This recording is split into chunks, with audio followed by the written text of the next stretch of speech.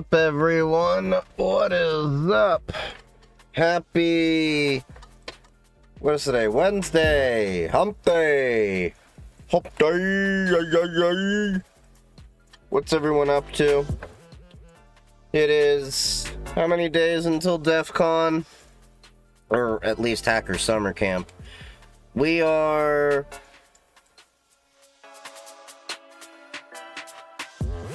What's this? So it's 3, 10, 17. So that'd be officially 19 days away from the big week. I'm looking forward to it. Should be fun. We're getting like final details in. I had to do a last minute emergency shuffle because I had to find somebody to take care of my dickheads. Where are my dickheads? Ari, Barack. Dickheads. Where are you? Been up my ass all day. Then you disappear right when I'm talking about you. Yeah, so that's been settled at least. Hey! Hey! Hi. Hi. I love you too. Yes. Oh, God, I need your claws done.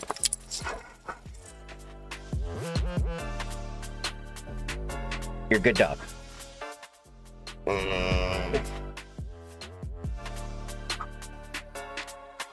Yeah, we gotta follow up with the vet on that thing, don't we? How's your leg? Well, your silence speaks, volumes. Because you're normally very vocal. Okay. Anyway, you want to get down, boy? Get down. Good boy. Good boy. Good boy. Good dog. Although you're wrapped up on my headphone cord. Let me just take it. There we go. Good boy. Good boy. We have some upgrades that came in a little bit early for this guy over here. So I may be able to give it the touchpad upgrade, as well as we have a cooling upgrade in there that I had bought for planning for the Raspberry Pi Compute Module 5 I was going to do after DEF CON.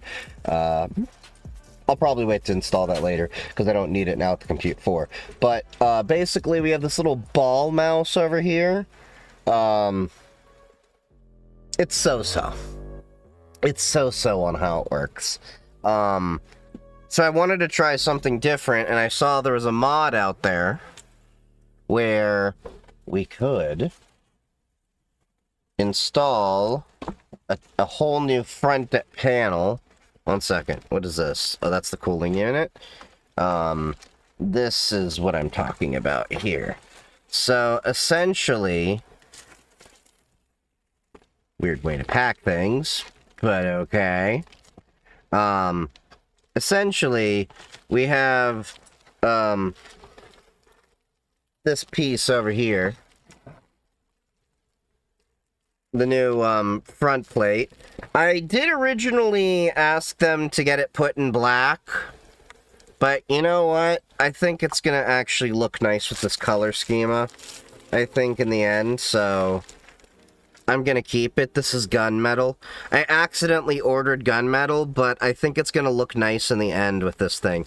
So essentially what we're doing is we're replacing the trackball area with a touchpad. So what is the physical difference with this? Oh, it's this little guy here.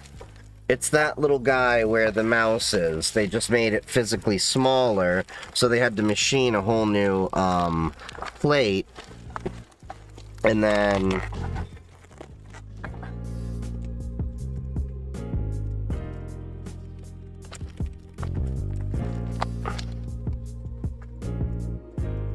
interesting. Why did you have to put tape on the bags? You're in the box. Weird way to package things, but okay.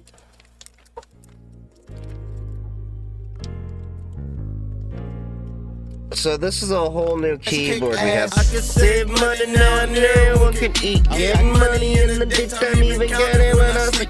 Wake up to getting bread, bitch, I do this for the streets. ADHD. It's just resubbed for 23 months. Good heavens, I'm to explode. Thank you for that. And also, my printer was off. I realized that. There we go. Hey, that's nice. It just cues it in the spool. Thank you for the sub there. Appreciate you. Happy hacking. Do you actually use R? Do you actually think I use Arch?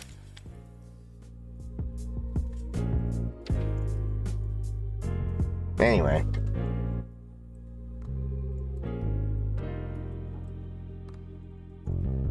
Don't know what the hell happened there in chat for a sec. I think the extension kind of derped out for a sec.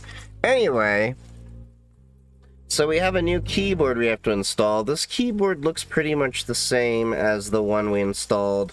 Pogo pins and all.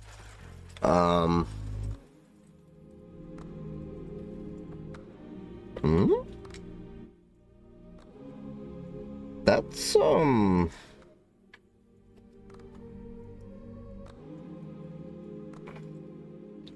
what is this chip? I don't know, maybe it's on the other one too, or something like that. I just maybe didn't pay attention as much. There's a chip on the bottom right that just caught my eye, because I'm like, you are right over the shift key. Do you do anything? And I'm like, it's probably on a different layer of the PCB, and it just happens to physically be there. Although, I don't know, does it have a wireless antenna? Oh. Anyway. Nope, sudo DNF is not working. Have you tried sudo rm-rf /* space -- no -- preserve -- root? Okay, I'm joking. Don't actually do that. For anyone that's listening, this is a joke.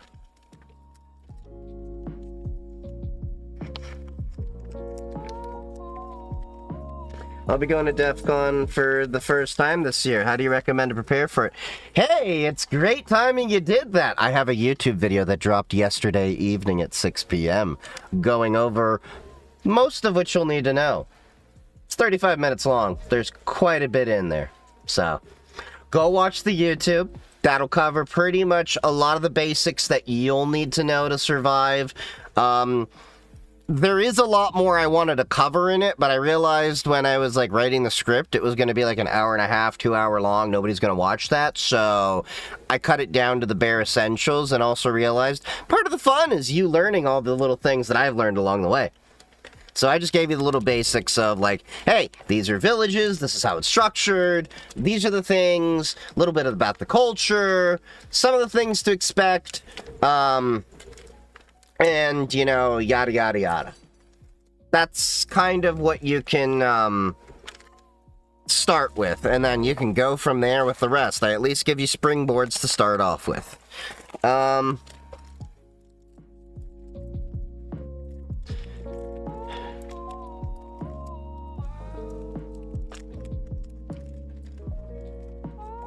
Yeah.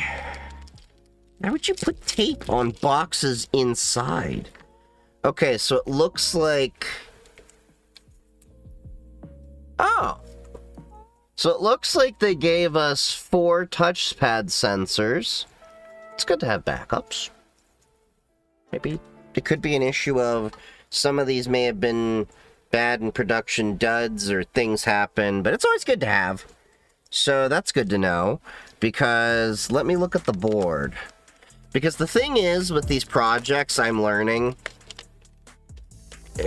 documentation is kind of sparse on a lot of these things. So I've had to like figure things out from past knowledge. So the things that I'm doing on the U console, while you can figure a lot of these things out yourself, I will be working eventually on some reviews on these things, and I will... Okay, there it is. So that's what I thought. There's a connector right here, so I'd lay it in right there, and then sit the piece there. It's gonna pop through the metal out there, and then It connects into the rest of the computer here via pogo pin, but I also see there's another connector there.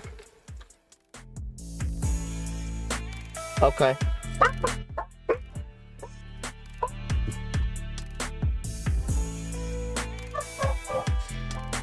Do you have any experience in programming, specifically Rust? No, unfortunately I do not. I have barely done any compiled languages. I mostly do interpreted with Python.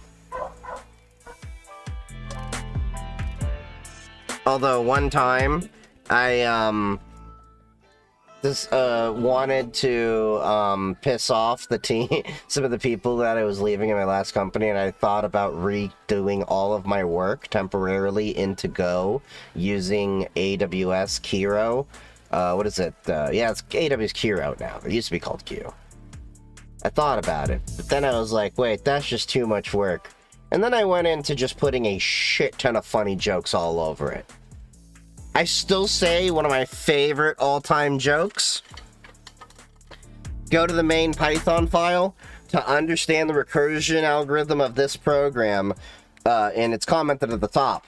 Scroll to the bottom of the page. Or scroll to the bottom of the file.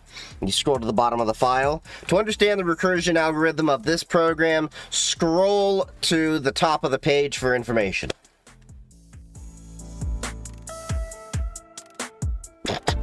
There was shit like that. There may have been some alcohol involved in some of those thoughts. What's the worst thing that can happen to an insecure network printer for insecure printer on a network for an enterprise?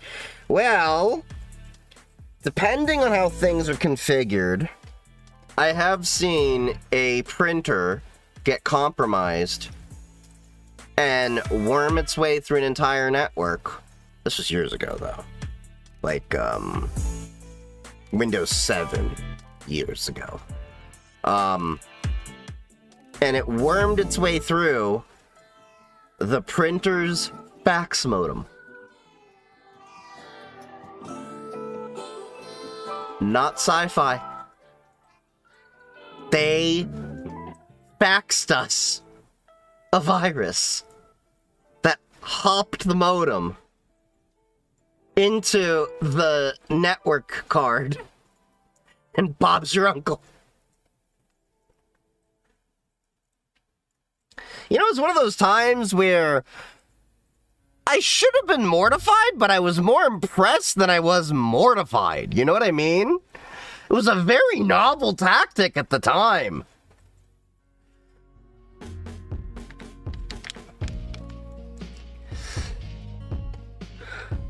Yeah, printers are horrible. Always throw that shit on a different VLAN.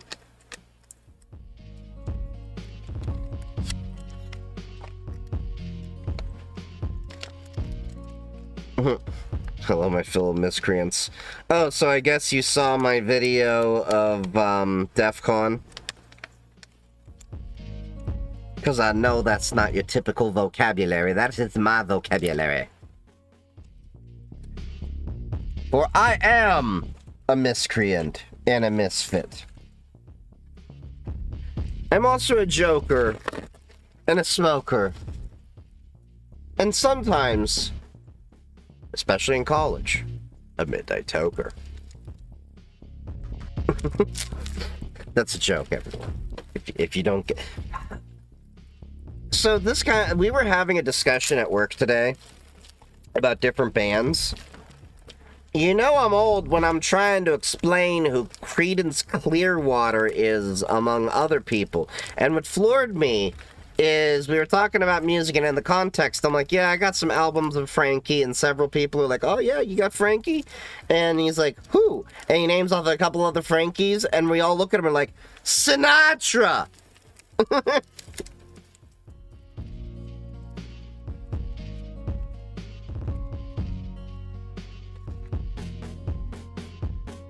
Okay, so...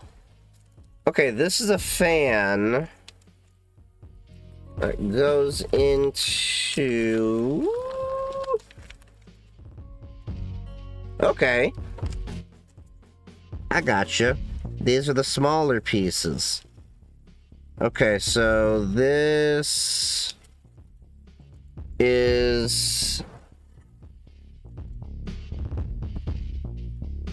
What did I just drop? I feel like something dropped. Oh, they even got like thermal grease in here.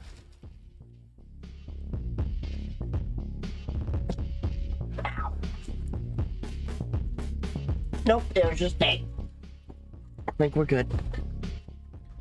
Okay, so we have a back plate, it looks like, over here. We have a copper thermal dissipation plate. This is, I presume, for the Raspberry Pi 5 kit. I got this to plan for it because people were talking about heat issues. You have any certs? Well, up until recently, I only just had the CISSP, then I went to WGU, and then after I got my CISSP, you're gonna laugh about this, because you're gonna realize I got these certs after the CISSP. They made me go get the A+, the Security Plus, the Network Plus, the ITIL V4, and then Linux Professional Institute Linux Essentials. So, I've got quite a few certs, but certs don't really, in most cases, mean dick, to be honest, outside of, you know, getting hired. Or just HR, really. So there's a little fan here with some screws. So, okay, that's the thermal kit we're gonna need to use.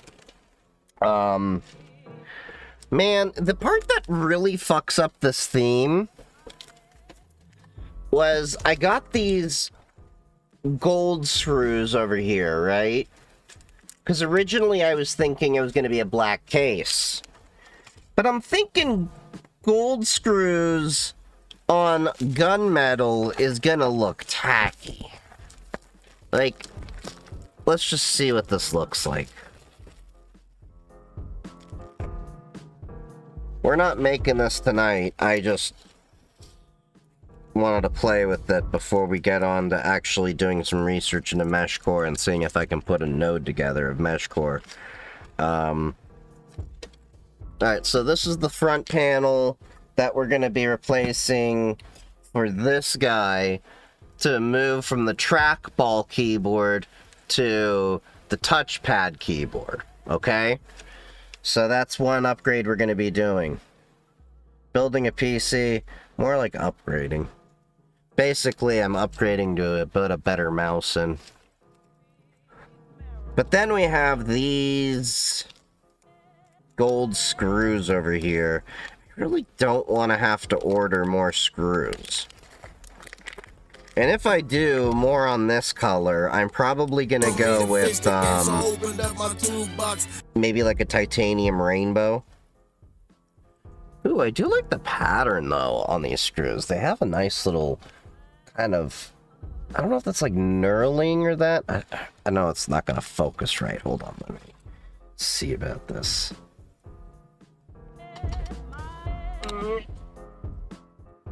The camera and the lighting just doesn't do it justice.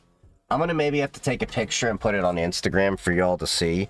But it actually looks like, when you look at it, it's like, okay, that's cool. But you know, these gold, they're not really gold like I was thinking they were going to be. So they might not look as tacky as I was thinking they were going to be. You know what? That actually could work. That actually could work. What do you think? Hold on. Let me see. What do you think?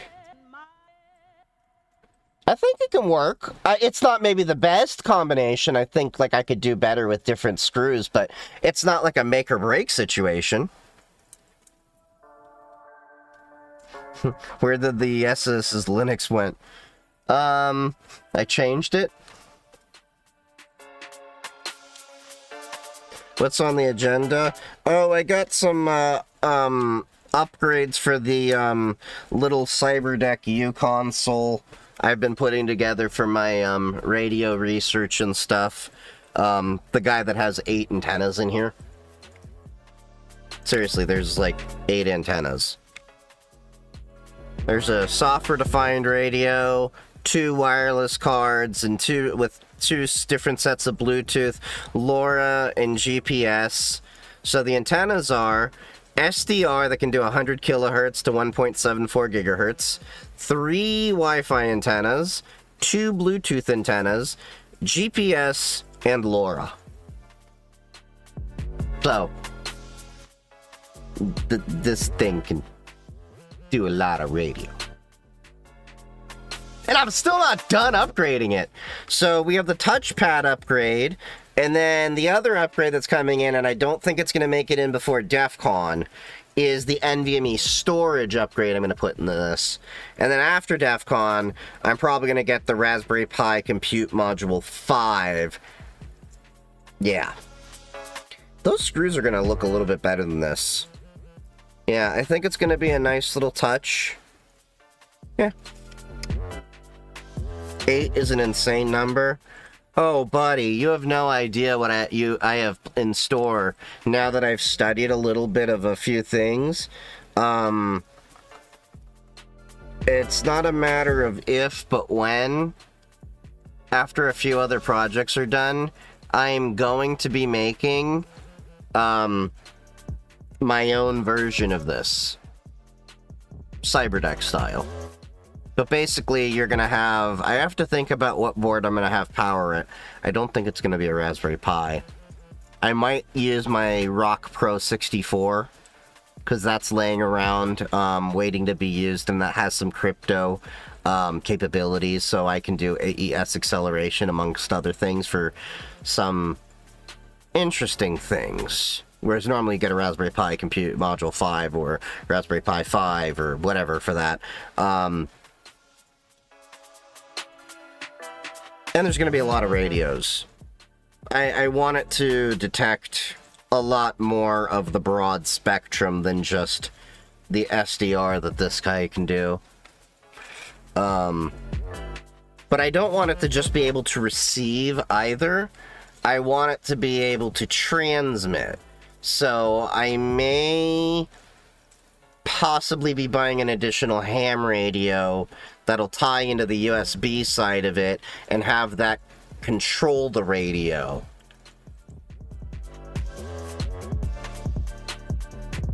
It's doable. I just have to think about the logistics around that. Let me catch up with chat. Chief, hope you're doing well. It's summer vacation for me. I'm going into my first year of university. Congrats. And I've been trying to dive deeper into cyber, but don't know where to start. Any resources you recommend? Thanks a lot. Well, in the... There's quite a few places you can go with this. So, I mean, I would really just start with networking. That's what I always tell people. You can use GNS3. Is what quite a few people use to simulate some networks things so that you don't have to spend so much money. And then if you do have money, get a pfSense firewall, build that. Networking is the core building block of a lot of the knowledge you'll have. And I know it's like, but networking, it seems boring. You can do a lot of fun things with networking after you learn the boring things with networking. But it's where you're going to need to know a lot of things to begin with. If you don't know that already, start there. If you do already, then I would start with maybe some Linux hardenings and seeing how you can secure things. Like there's, what is it? OWASP Juice Shop was what I was telling people to go poke at to see about top 10 OWASP vulnerabilities. And then you can maybe also give yourself some projects to build various different things. If you go to the Discord, HBX, I believe, shared a PDF a couple of years ago. It's pinned in the general section, so you can find it. Once you join the Discord server and you get verified, go to the general section, and then go to the pin posts. It's a few pin posts back. There's a PDF document with like 600 pages of virtual labs that you can do. I think pretty much when I flipped through it, every single one of them was open source software, so it was as long as you could run a virtual machine on your machine, spare a few gigabytes running it, you can do a lot of these things, and it won't really cost you anything more than some time and compute resource. So those are a few things you can do. Just to start out that are not really expensive. Of course, if you do have the luxury of access to hardware, even secondhand hardware, you can, of course, do a few more fun things and expand that lab and everything like that, but you're first year college, so I'm going to presume you're not down that route. Making a private fitness app for a trainer with 15 clients. Can I use Firebase for auth and storage? Not too familiar with Firebase because I'm not really too much of a developer. So I can't properly answer that. I'm sure some of my other members here can do that. You're going on your hot girl walk. What's up, Bengali?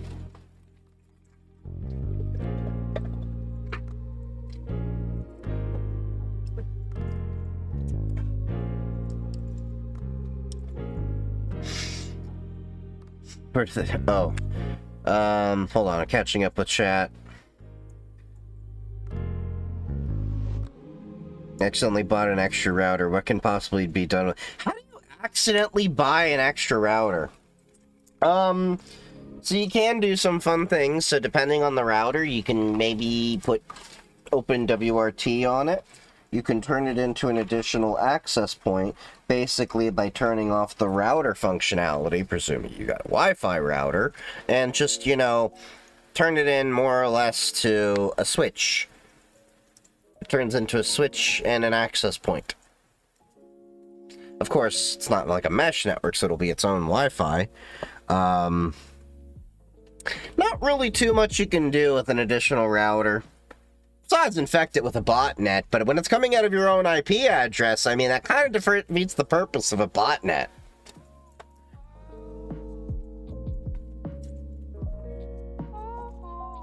You're going to be interning for 6 weeks as a support service intern at bank. Any tips? Yeah, when you rob the bank, make sure... I'm kidding.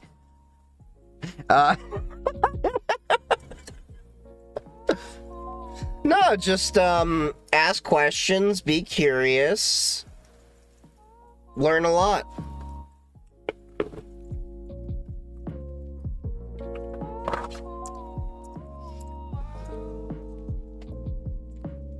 God damn. That is a sour tablet. That's a vitamin C tablet. Ugh.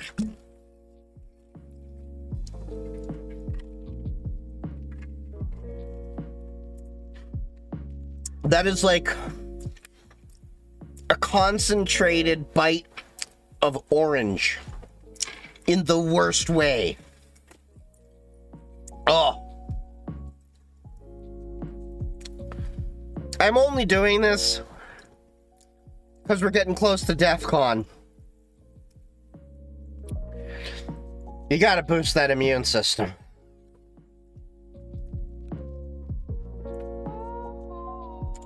Not the emergency C tablets. Oh.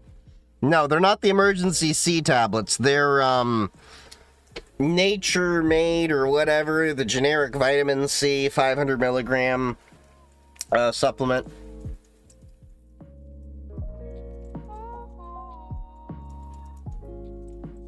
We'll do networking, Linux security, and the Discord will be next up. Thanks a lot, really. Yo, my pleasure.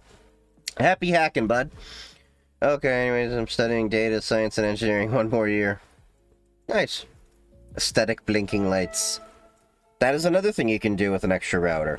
But I will have enough blinking lights with all the badges that I'm getting from DEF CON. No shit. This might be the largest badge haul I've had from DEF CON yet.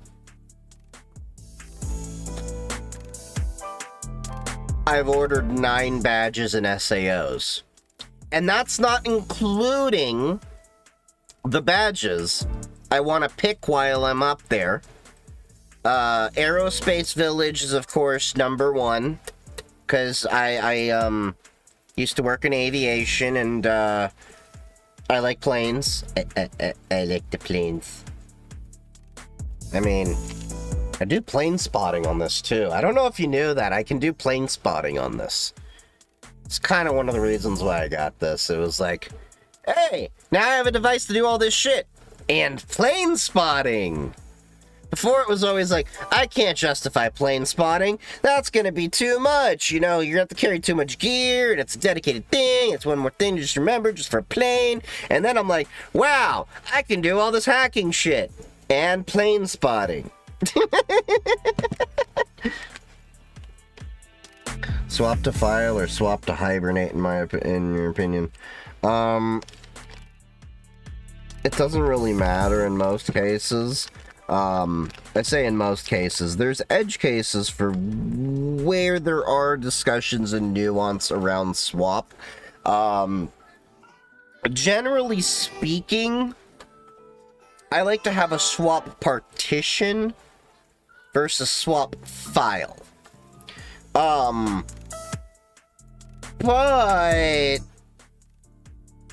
I mean, it doesn't really matter either way when it comes to a solid state disk at the end of the day.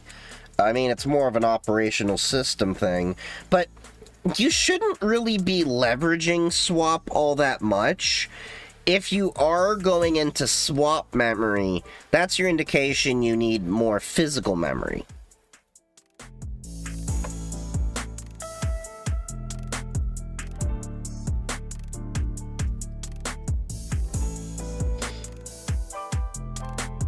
Wait, swap to hibernate. Are you talking about, like... Oh, hibernate does require disk space. You need to have swap... I don't know, I don't hibernate, really. I'm not a bear! Well, I am, but I'm not a bear that hibernates.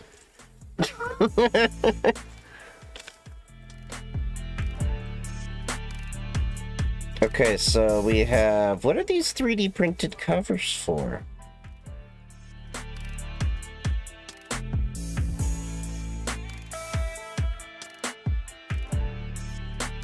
Gonna have to do some research into this. Is there such a thing as router forwarding? What do you mean, like, router forwarding? I mean, a router is forwarding packets. Unless you mean something else. I do swap to file for easier increases, but partitions are also great and stable. Yeah. But I think this is gonna look nice. Okay. Enough drooling about this. Let me pack this up and then we can go and do some learning about Meshcore and get that fucker set up.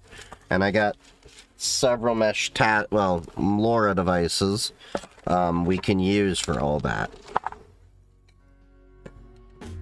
Okay, so let me see. We have the pads, and then we're gonna take this.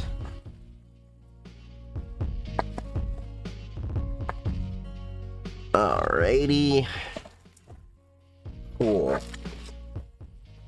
That will be a project for next tech stream, where we fuck with the U console more.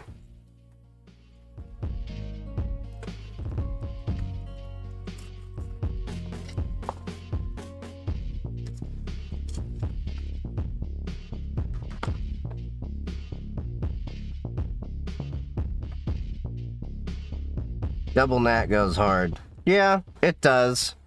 It definitely does.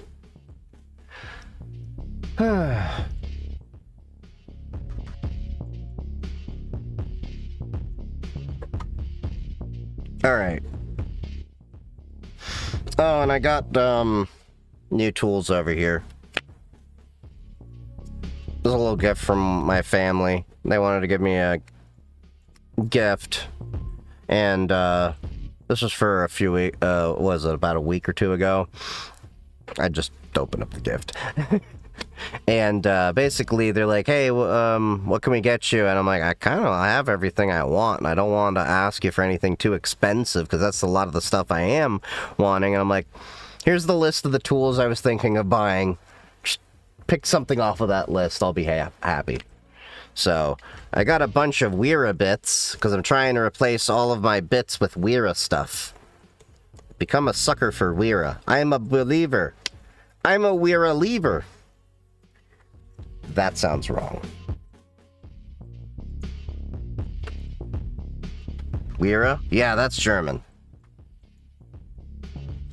Any AI certs you recommend relating to SOC? No.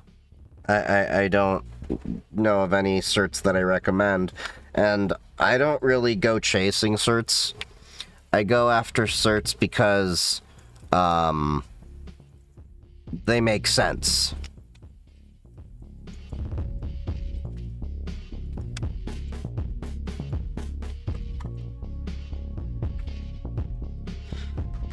You want to school for cybersecurity major? Is it worth it? Some people think it's worth it going to school for cybersecurity. I'm not saying that I am going to tell you yes or no one way or the other. Personally for me, I don't feel like me, again, this is me talking about me, is really worth it as much as I thought it was to get the checkbox, because right now I'm going for my bachelor's, and the amount of issues I'm having, let me put it this way. If you've gone through my GitHub, you know I've done a lot of Python projects. I've done things that are way more complex than very basic Python things. And this Python class they're having me run through, they're having me do things in ways you would never do it in a business environment. Like, not as in, oh, at the company I work in. Like, no. Like, you are using Git entirely wrong. Like, basically, they're having you build a Python project.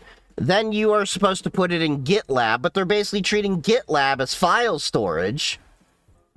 So then you have to export your Git history as part of the assignment, and all the files that you put on Git, and put them in a zip file, and then upload them for the assessment, and I'm like, what the fuck? You have GitLab. You have code review and all these other tools right there. It's basically like you're going to the bathroom to take a shit, and you look at the toilet, and you do it in the bathtub. That's what it feels like to me.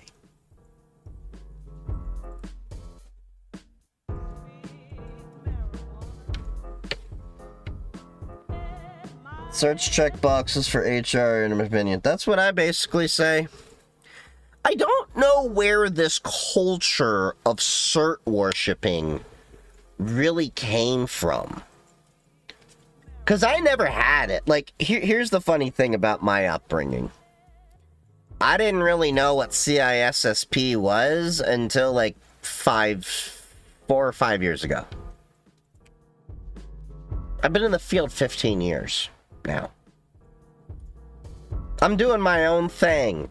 I'm doing all of this other shiz. Tinkering, building, everything like that. And the fact that I went that far into my career and then got the CISSP as my first certificate.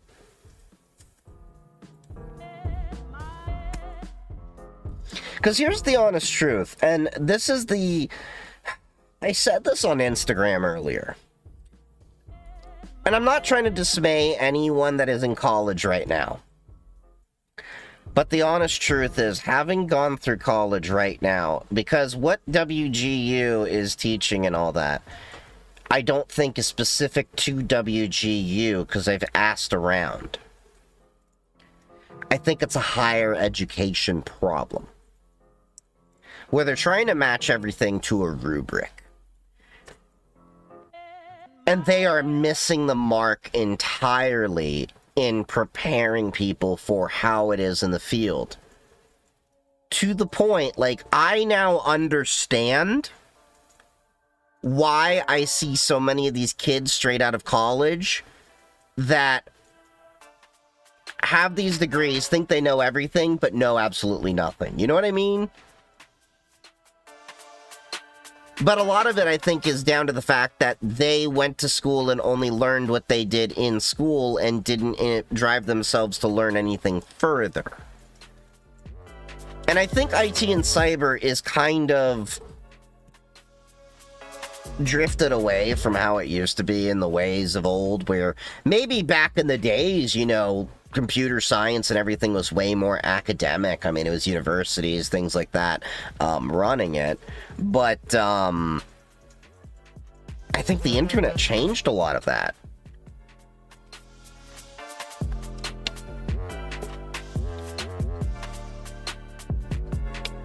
What do I use for imaging? Like, what, scanning or making images or waffles? What attachments do you recommend for a Flipper Zero? I mean, the Flipper Zero is a fun little toy, but I really only have like a Marauder V4 somewhere around here for it and a couple other things. The honest truth is, once I'm done with this guy, this should be way more capable than a Flipper Zero for me. So.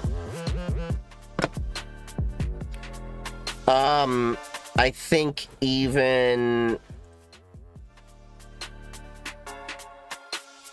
What was it? The,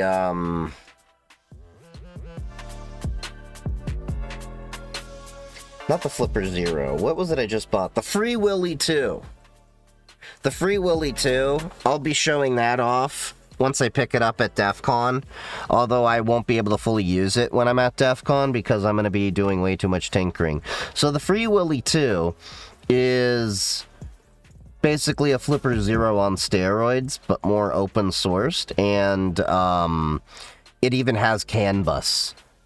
So you could, my understanding is, hook it up to a car. So we could talk about portable car hacking. Does IT or software engineering pay more? It really depends on what you're trying to do in there. It's not so much, oh, this pays more than that. It's, what are you doing in these specific things? Because here's the interesting thing also. IT sometimes gets in this weird area where sometimes IT is software engineering.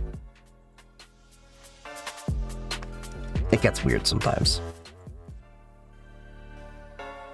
What do I do if I feel overwhelmed in choosing what I want to do in IT during college? Well, you're in college, so the first step is go find a guy playing hacky sack, become friends with him, and he'll have you a little bit of extra something, probably, to chill you out.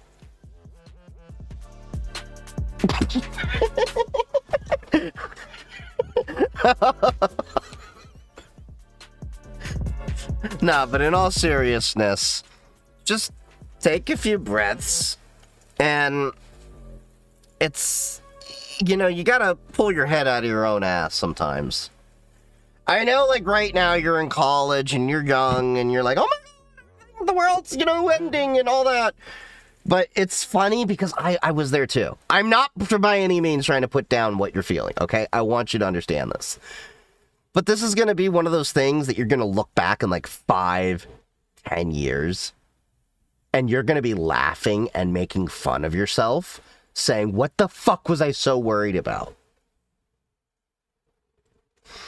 So, I'd say just go take a break, breathe, go do something else, and then when you're, like, trying to decide what you want to do, just find what interests you more, and if you find that you're actually overwhelmed, you might need to consider that you might have taken on too big of a load in a schedule, potentially, if that's what you're getting at. Do you help with IT services? Kind of, sort of. Not as much as I nearly do. Used to.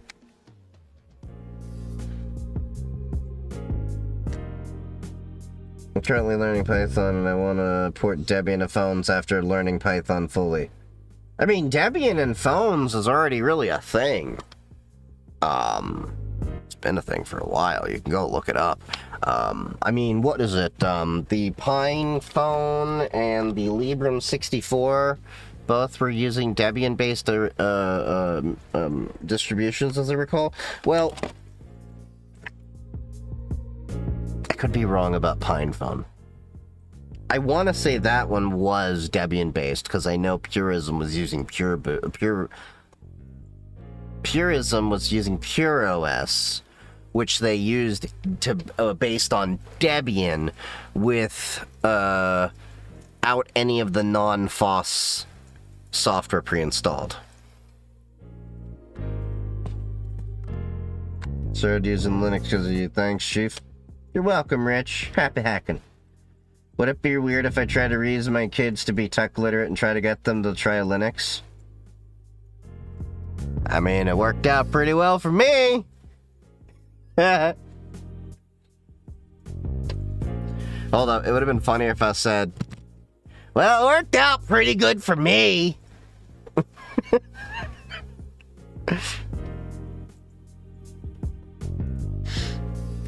No, that's totally fine. In fact, you know, if you go to like Hacker Summer Camp now, with DEF CON in 2 weeks from now, 2.5-ish weeks from now. We'll just call it 3 weeks. Okay, in about 3 weeks from now, DEF CON is going to be there, and DEF CON has DC Next Gen. So they're already crafting programs now for kids and young adults, you know, teenagers, and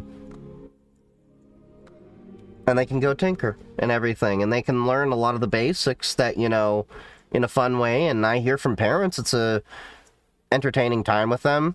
Now, of course, rightfully so, this is an area where, you gotta have a kid, or be a kid. At least, that's my understanding.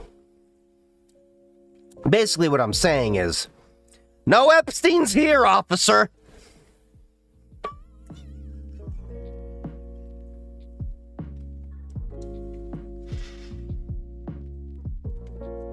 I want to install Linux on my laptop, need assistance. Install the Flash. Use Flash to install Linux. If you can install Windows, you can install Linux. It's rather simple. Just pick the distribution you want and get a flash drive. You're graduating with your master's in cybersecurity, and I have not been taught anything. It sucks. Yeah, and I'm not joking. So I've been documenting my journey through WGU. And I have to say, I'm I'm pretty disappointed, but it's not really the fault of WGU. It's a systemic problem. Because I think we're running into the grand old tale of those who can't do, teach. And I've run into a few people that, boy, is that true. Like, one of the assignments I submitted for my Python class, I don't know if y'all saw this, because I commented it on Instagram underneath the post, but,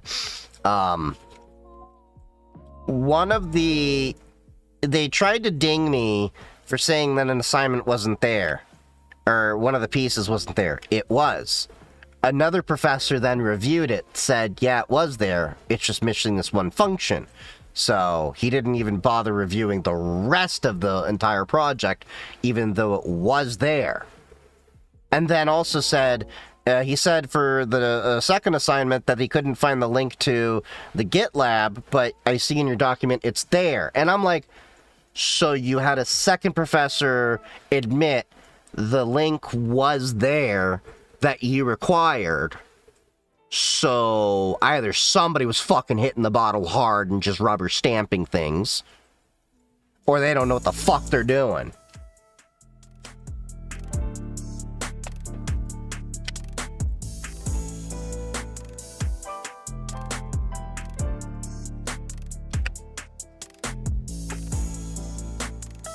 But yeah, you learn a lot more on your own home labbing things, and I think that's what scares a lot of higher education, is when they realize that, no, this is a field where you can and honestly will learn more on your own than you will actually learn in a classroom. That hurts their bottom line. And a lot of employers are starting to realize that. Because I've literally gone to talks, and you know, it was one of the fun parts after ISSA. I ran into a few people, and they're like, oh yeah, we're of this company, you know, you had some great ideas, and, you know, we'd like to work with you. And it's like, huh, funny. I applied to a company 3 months ago. You didn't even give me a call. And I was like, do you realize that was part of the call out there? I hope they took the shock that I applied and never heard a call back and gave that feedback to HR. Because I really think that HR people need to be held accountable. See you at DC 34. See you there too, user long string of numbers.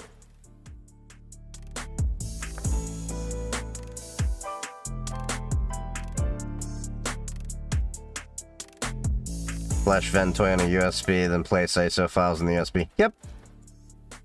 Remember they tried to teach us C++ while in high school's Gateway to Tech class, and I found it fun. Taught me CAD in a basic language. Yeah, in my high school class, they literally taught us how to make circuit boards. Like, no joke. They had the chemicals, everything. We got the hazmat lesson, the whole shebang. Vent hood, everything.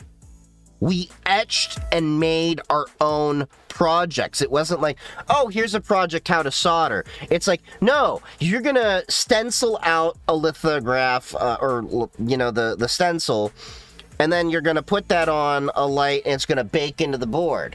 Then you have to take this, and then you have to rub it into a chemical solution. And then let that get cleaned, and then dry that off. Then we went and drilled the holes into the project. Then we soldered. We did the whole thing, start to finish. I learned so much in that class. In high school, they gave us in high school, I was doing CAD. They had architecture drawings, and I was using AutoCAD. There was even, video editing classes, things like that. And then you go to college and you're like, what the fuck?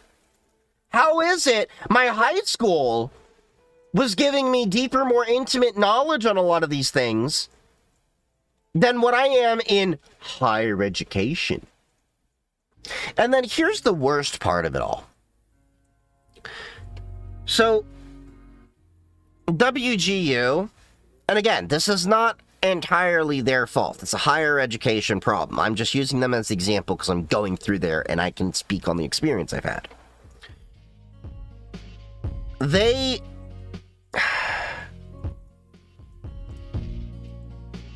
God damn it, I lost my train of thought. Oh yeah, so basically they don't build upon different lessons. So like the Python class that I'm frustrated with right now. This is after we've done an A+ class where they literally had us do ticketing, okay? And then in this class, to notify the stakeholders, they're making us write a Python file for that. But that's something you would do in a ticket with an email, or at the very least document.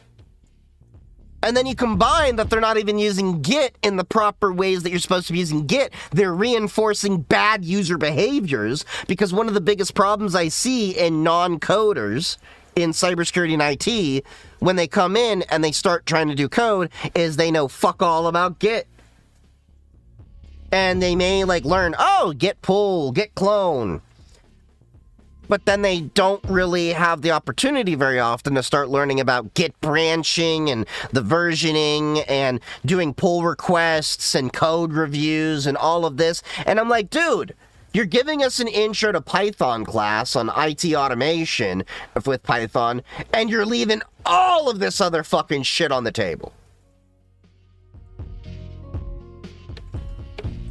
It's annoying.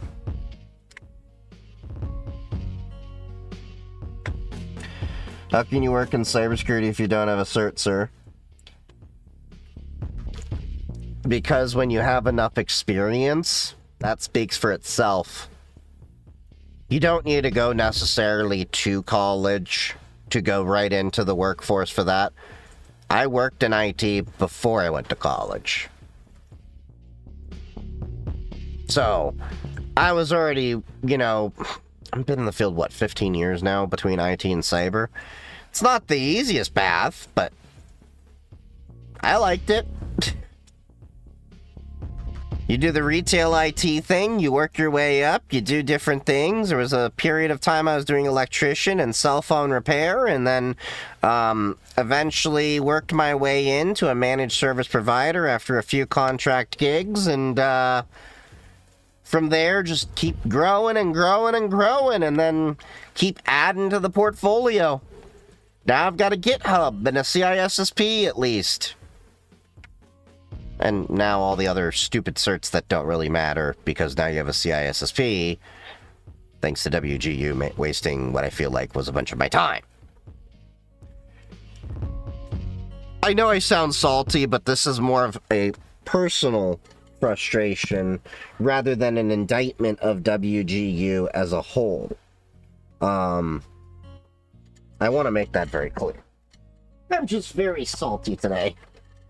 And then tomorrow I gotta go and redo their frickin' assignment because they weren't clear on things. And I'm like, dude,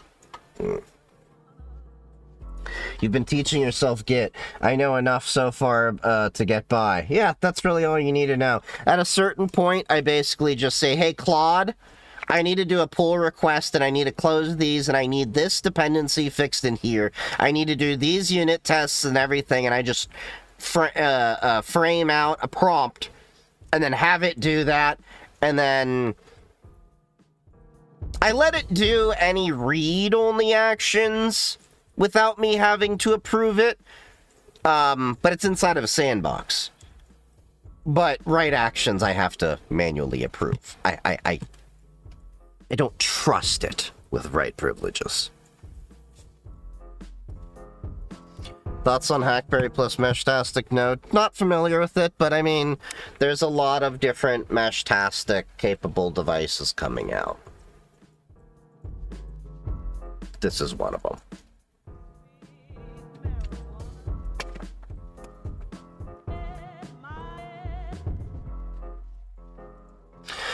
Where do you see the tech industry in 10 years?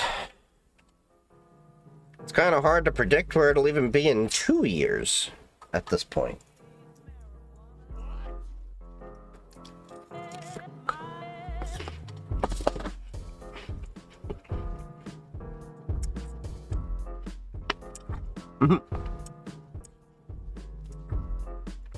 At UNCW, I'm learning assembly.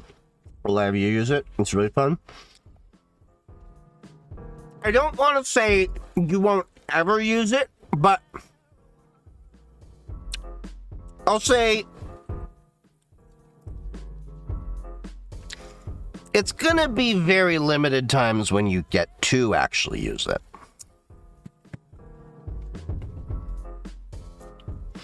Do you think AI is going to be like .com? Yeah, I think it is. I've said that for a while, where once a lot of this capital starts drying up and people crash into reality, you're going to get the reality check just like with the .com boom, where you're only going to have a few AI companies. And honestly, I don't think OpenAI is going to be one of the ones to stand. They have too much debt, in my opinion. Barring some legal or whatever miracle, I don't know. But, anyway, the .com boom gave us companies like PayPal, Google, Amazon, and many others, right? There were a lot of companies that died along the way, like Pets.com, I think it was, to name a few. I think the very same thing is going to happen to a lot of AI companies. it's going to be a bloodbath. There's going to be a hard market correction. There's going to be a bit of a recession, probably for, let's say, at least a couple quarters minimum, while we try to find equilibrium, similar to what happened in the dot-com boom. But I don't think AI is ever going to go truly away. I think we're going to have a crash to reality that there's not enough compute in the entire world to do with AI the things that we think we're going to do with AI. Not to mention, there's a lot of pushback on data centers, and there's just not enough power in the grid. Like, there's so many different things going on. I think also we're going to see more of a shift of localization of AI. What I mean by that is it's going to be processed on-prem. Google's already kind of picking up on that, actually.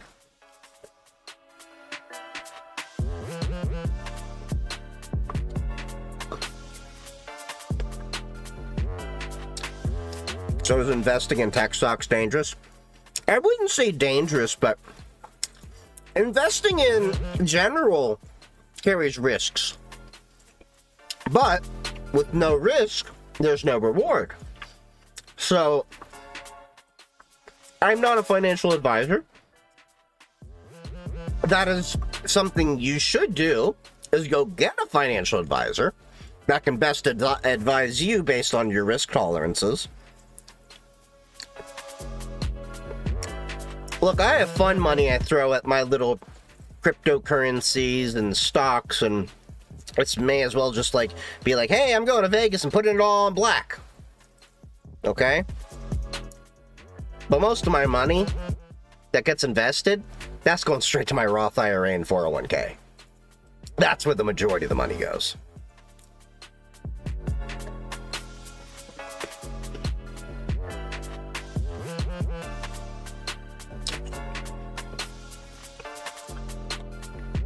Hop on Bloomberg and LARP. Well, all you gotta do to LARP as an investor now, just start talking bullshit, hyping up AI and SpaceX right now.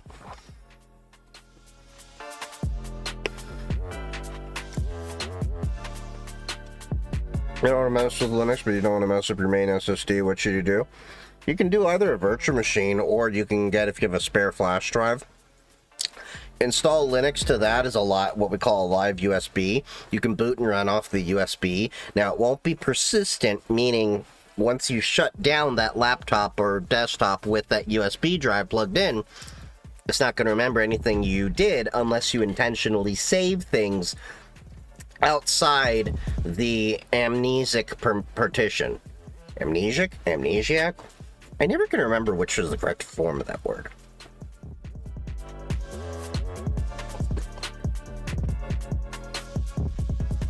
How long did it take for CISSP?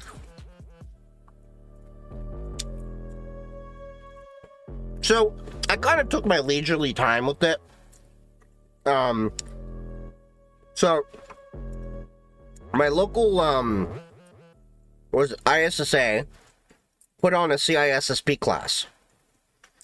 It was like 3 hours once a week for 3 months. Did that. And then what?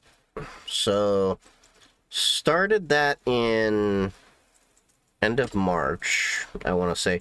We'll call it April. Started in April. And there was a couple of weeks of break because of Memorial Day and things like that. And then it went all the way through June, I want to say it was. Yeah, so April, May, June, so that's 3 months. I took the test around...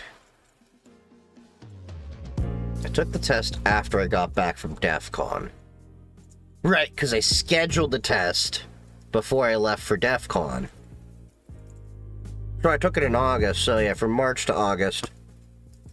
Passed the first time.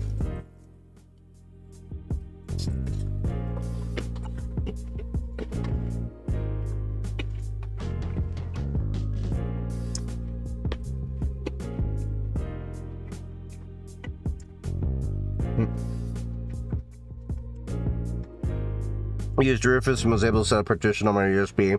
When I first installed started calling Kali. It did save information, but ran slow as hell, and the app update upgrade took forever. Yeah, because you're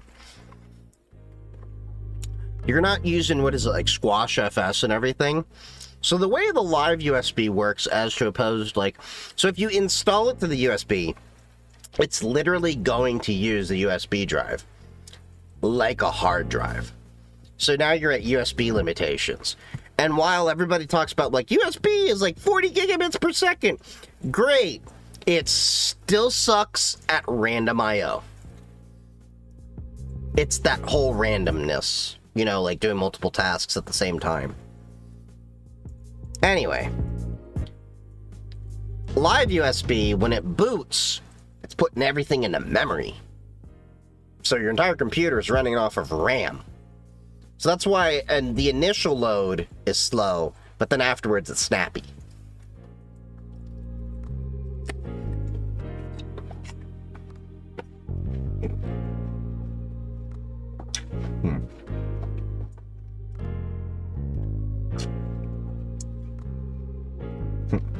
Your dad is in finance, right? So now this is the best investor for tech stock or AI cyber engineers. Yeah, well, that's because they're overinflated. Look at the PE ratios on a lot of these companies. It's insane. What am I studying at WGU? I'm gonna give you 3 guesses, and the first 2 don't count.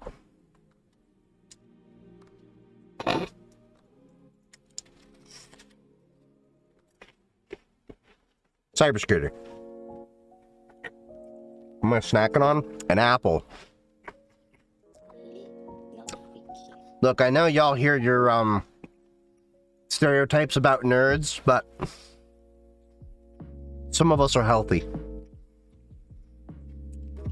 Ain't no Cheeto dust fingers around here.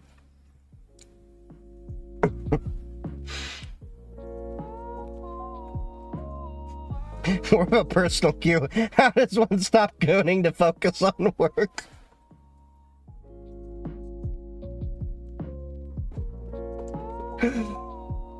I mean, you can just, I don't know. Stop!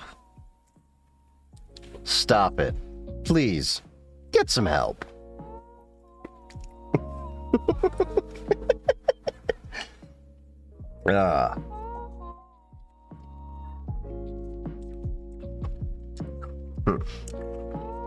Okay. Anyway.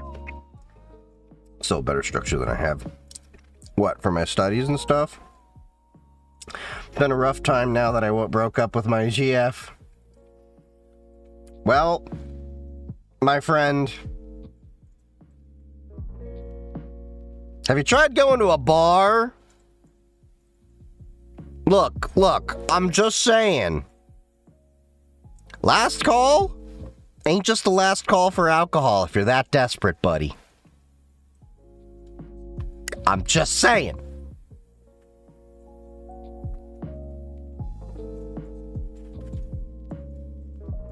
Go to a gay bar. I mean, that is definitely a suggestion.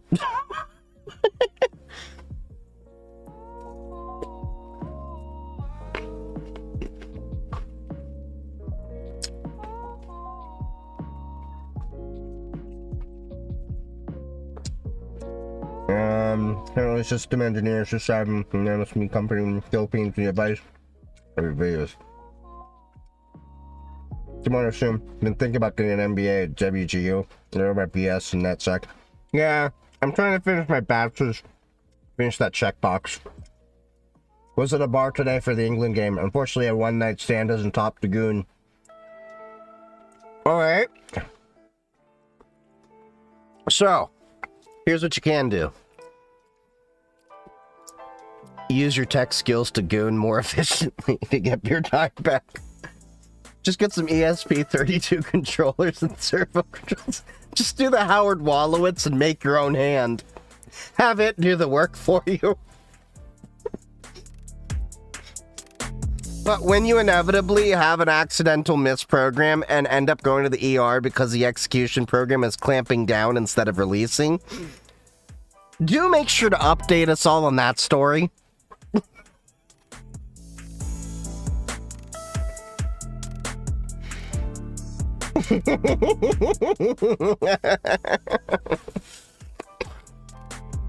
Just ball knowledge. Well, I think it's more dick knowledge, but okay.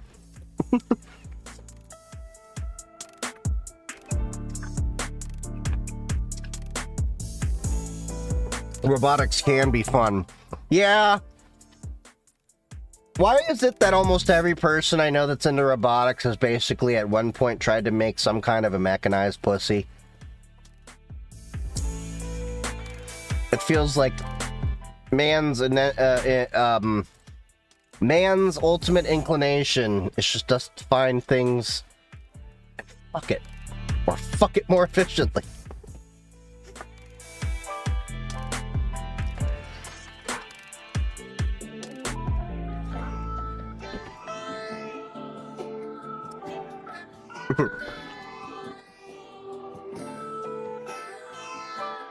Been up until the last until fighting him the last 2 weeks trying to hack the box and try hacking.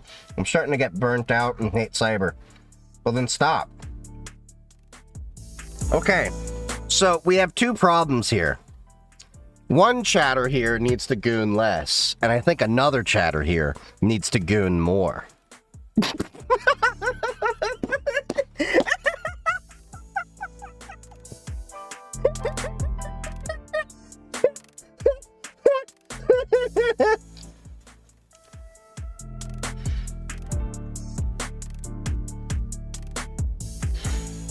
Does working from home in tech in tech industry make people fat? No.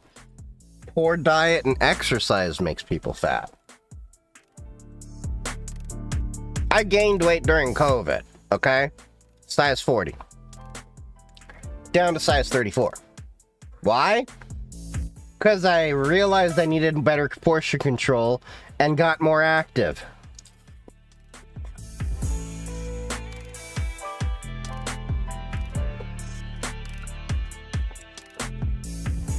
Well, Gansett, with all due respect to your father, if your father's fat, that's his own fucking fault.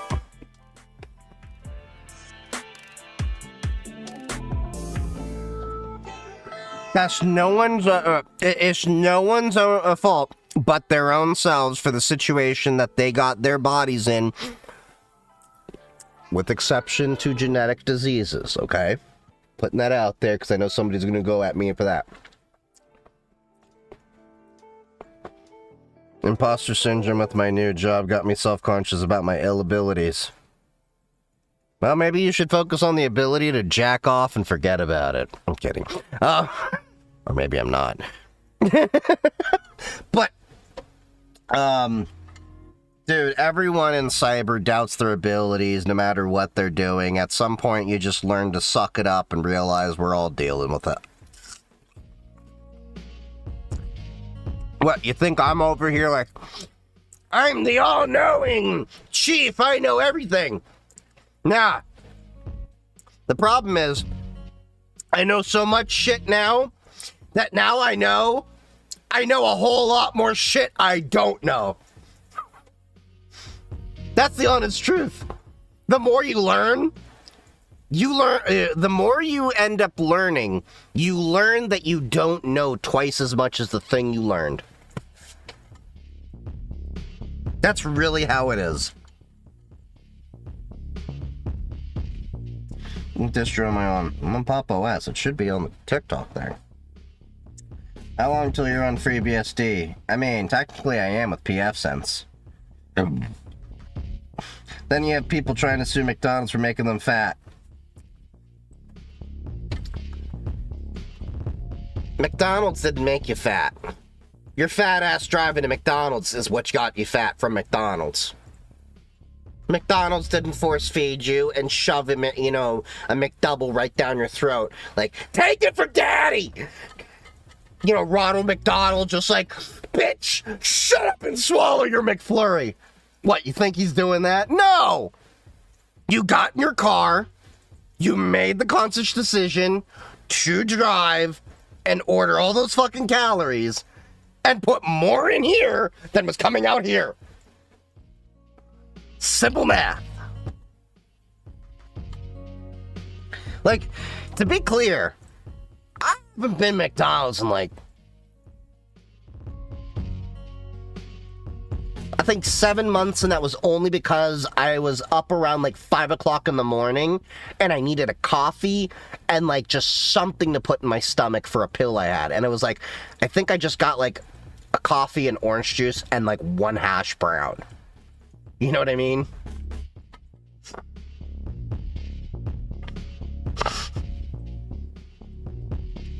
Gooning aside, as a junior cloud engineer, should I learn agentic DevOps or just pray AI doesn't take cover? I mean, yes, you definitely should learn the agentic side of things, at least now while the executives are all buzzwordy about it. So that way you can make them shut up when you can out-buzzword them.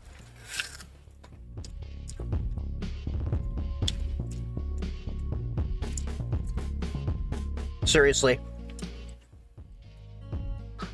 Do you know how fun it is to fuck with management?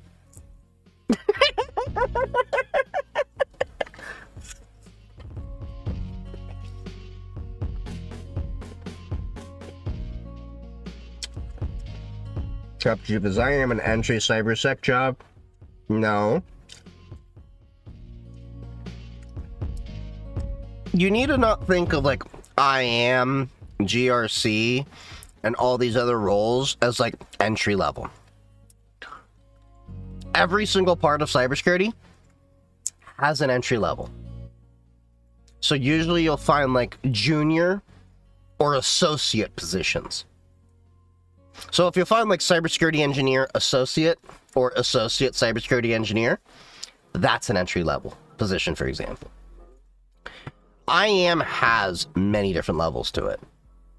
Just like you have in platform engineering, in the cloud engineering side of it, in, you know, the various aspects of it.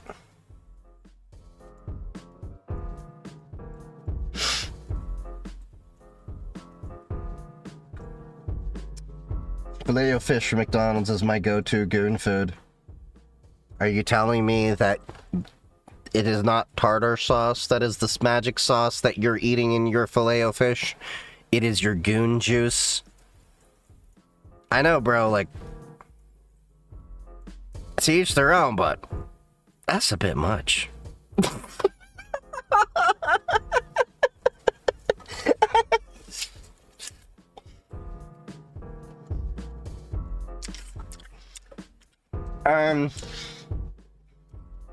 Says the guy with the goth girl spit. Hey, hey, hey, hey.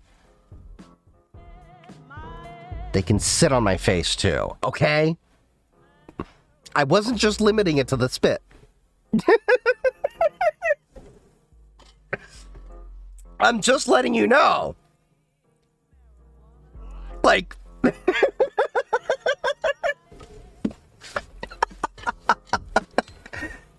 Have you discussed Entra moving to passkey by default? I mean, we've touched in the past about passkeys and everything and how that's how things are going to be shifting, and in a way, it's a better thing.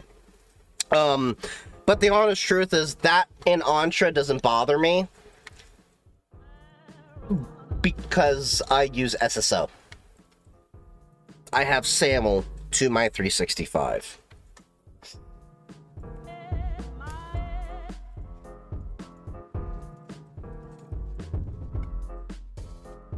Is Microsoft's 101 to cybersecurity on GitHub a good place to learn? I haven't looked at it, but I would have to say I may bash on Microsoft quite a bit, but they've been pretty good in different knowledge categories. No context. I know, that is a horrible time to come in, isn't it? Just like E&M coming in as Filet-O-Fish.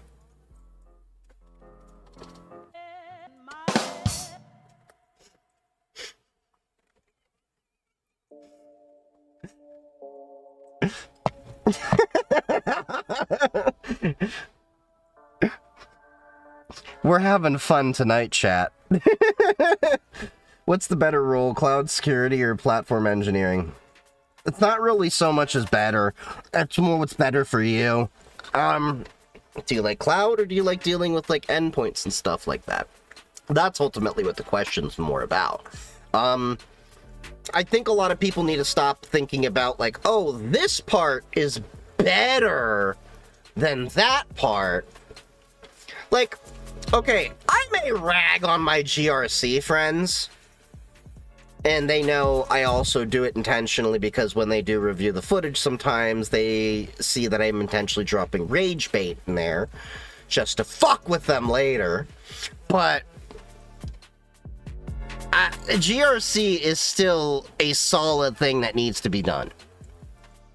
And I'm gonna tell you, I do not have the patience to sit down and write a bunch of policy documents and do all that stuff. And they are getting a little bit more technical, but I just know I'm gonna get called out on LinkedIn from one of my buddies. In a DM. In a fun way, okay? These are friends that, you know, we F with each other, okay? Like, and here, like, okay, I want to give you all a story, also. You remember when I said that, you need to go out there and network and meet people because that's what's going to help you with your jobs and everything? So, a funny story about how that actually happened and played out in my real life today. So, a, person I used to know at a former job, great person, taught me quite a few things. They taught me Git and AWS architecture and a few other things. They eventually left. They stopped talking for a couple of years, but, you know, still had their contact info and anything. My boss calls me in. He's like, hey, I know you used to work at this company, and they said that this person applied, and they happened to work at the company during the periods you were there. Do you happen to know this person? And I looked at him and I said, oh, that dude is awesome. Like, if he's applying, like, do not hesitate. Like, give him an offer letter, like, right now. And I basically told my boss, like, I'm not going to waste your time with 20 minutes of amazing things I could tell you about this guy. Just hire him. So I have a feeling he's probably going to get the job. Because they came to me, normally when they're asking me about people from, like, prior jobs as they've done to other people, it's, final steps. At this point, it's just my boss doing his due diligence and just like, okay, I know somebody that may know this person. Let me ask, they might know something. But I've also been put in that same position and possibly cost a person an opportunity. Because, yeah, karma dictated that one.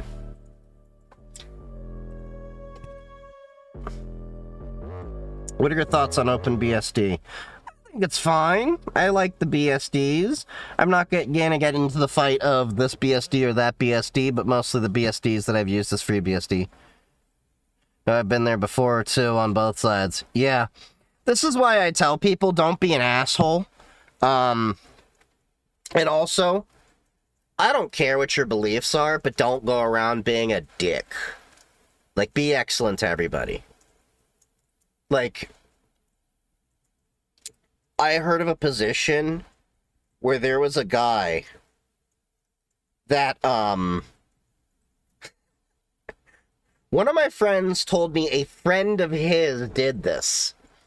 There was some dude that he dealt with that was, like, being really bigoted. I think, like, I forget the background of the friend, like, I think he was, anyway, it was some bigoted thing. Didn't really like the guy, but the company never really, like, did anything about his attitude because it never really crossed lines, but it was, like, edging on it. Anyway,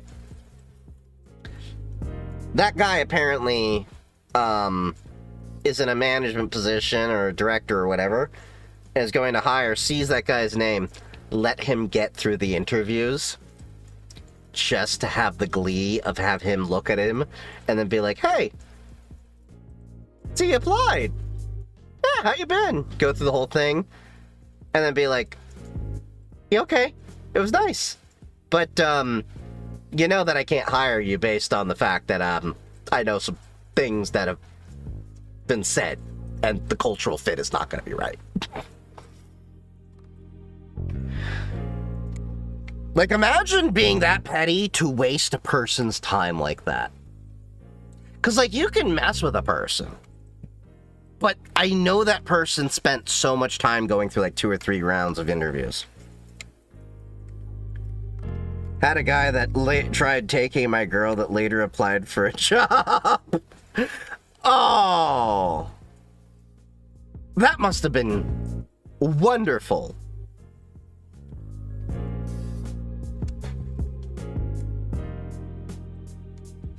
It's hilarious being so petty to do all of that. Oh, yeah. I mean, it is my goal in life to be able to seek the patience to become so petty. But alas, I don't think I will ever achieve those levels of greatness. Habanero cheddar cheese on ranch crackers slaps hard.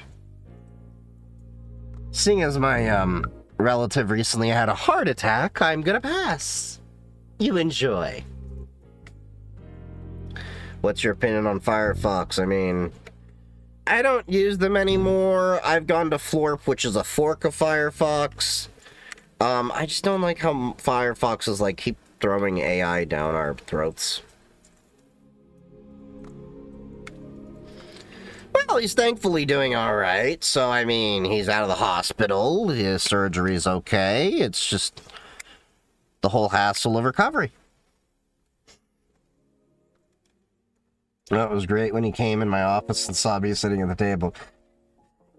Can you imagine being like, and that picture, that face is priceless. Isn't it great when you have that kind of level of pettiness, I think, you know, where somebody comes in and then you like walk in and you're just like, my, how the turntables. I hope to have that kind of moment in person one day. I haven't had that satisfaction. So far, it's been behind the scenes. One day I hope to run into that person that pissed me off and tell them to their face that I'm the reason they probably didn't get that job. What browser would you recommend if not Firefox? Like I said, I've been liking Florp.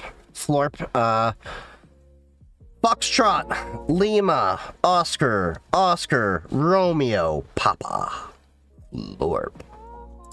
Alright, let's get into the review on stream. We're running a little bit behind on the stuff, but thankfully I don't think we have too much in the queue. Wait. These were the risk projects. We passed this.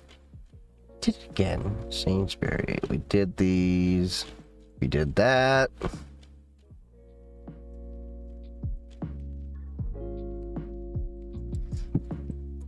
Alright. How IKEA-style wind turbines could change offshore energy. So let's see what we got here.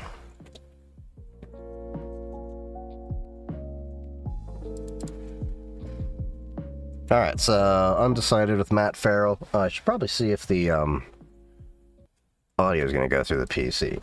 Should. You know what an offshore wind turbine looks like. The giant pole, 3 blades, bolted to the seafloor. The catch is, it only works in shallow water, around 80 meters or less. That rules out most of the ocean, which is where the strongest, steadiest winds actually are. A Swedish company called Sea Twirl thinks it had a coworker grill me for being too interested in TV shows. Ended up gooning to his wife.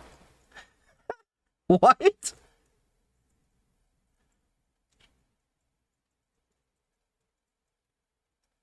Wait, what? What's going on here? No idea why. What? Something about a linked... Oh, I don't know. There's some conversation going on. Has the fix.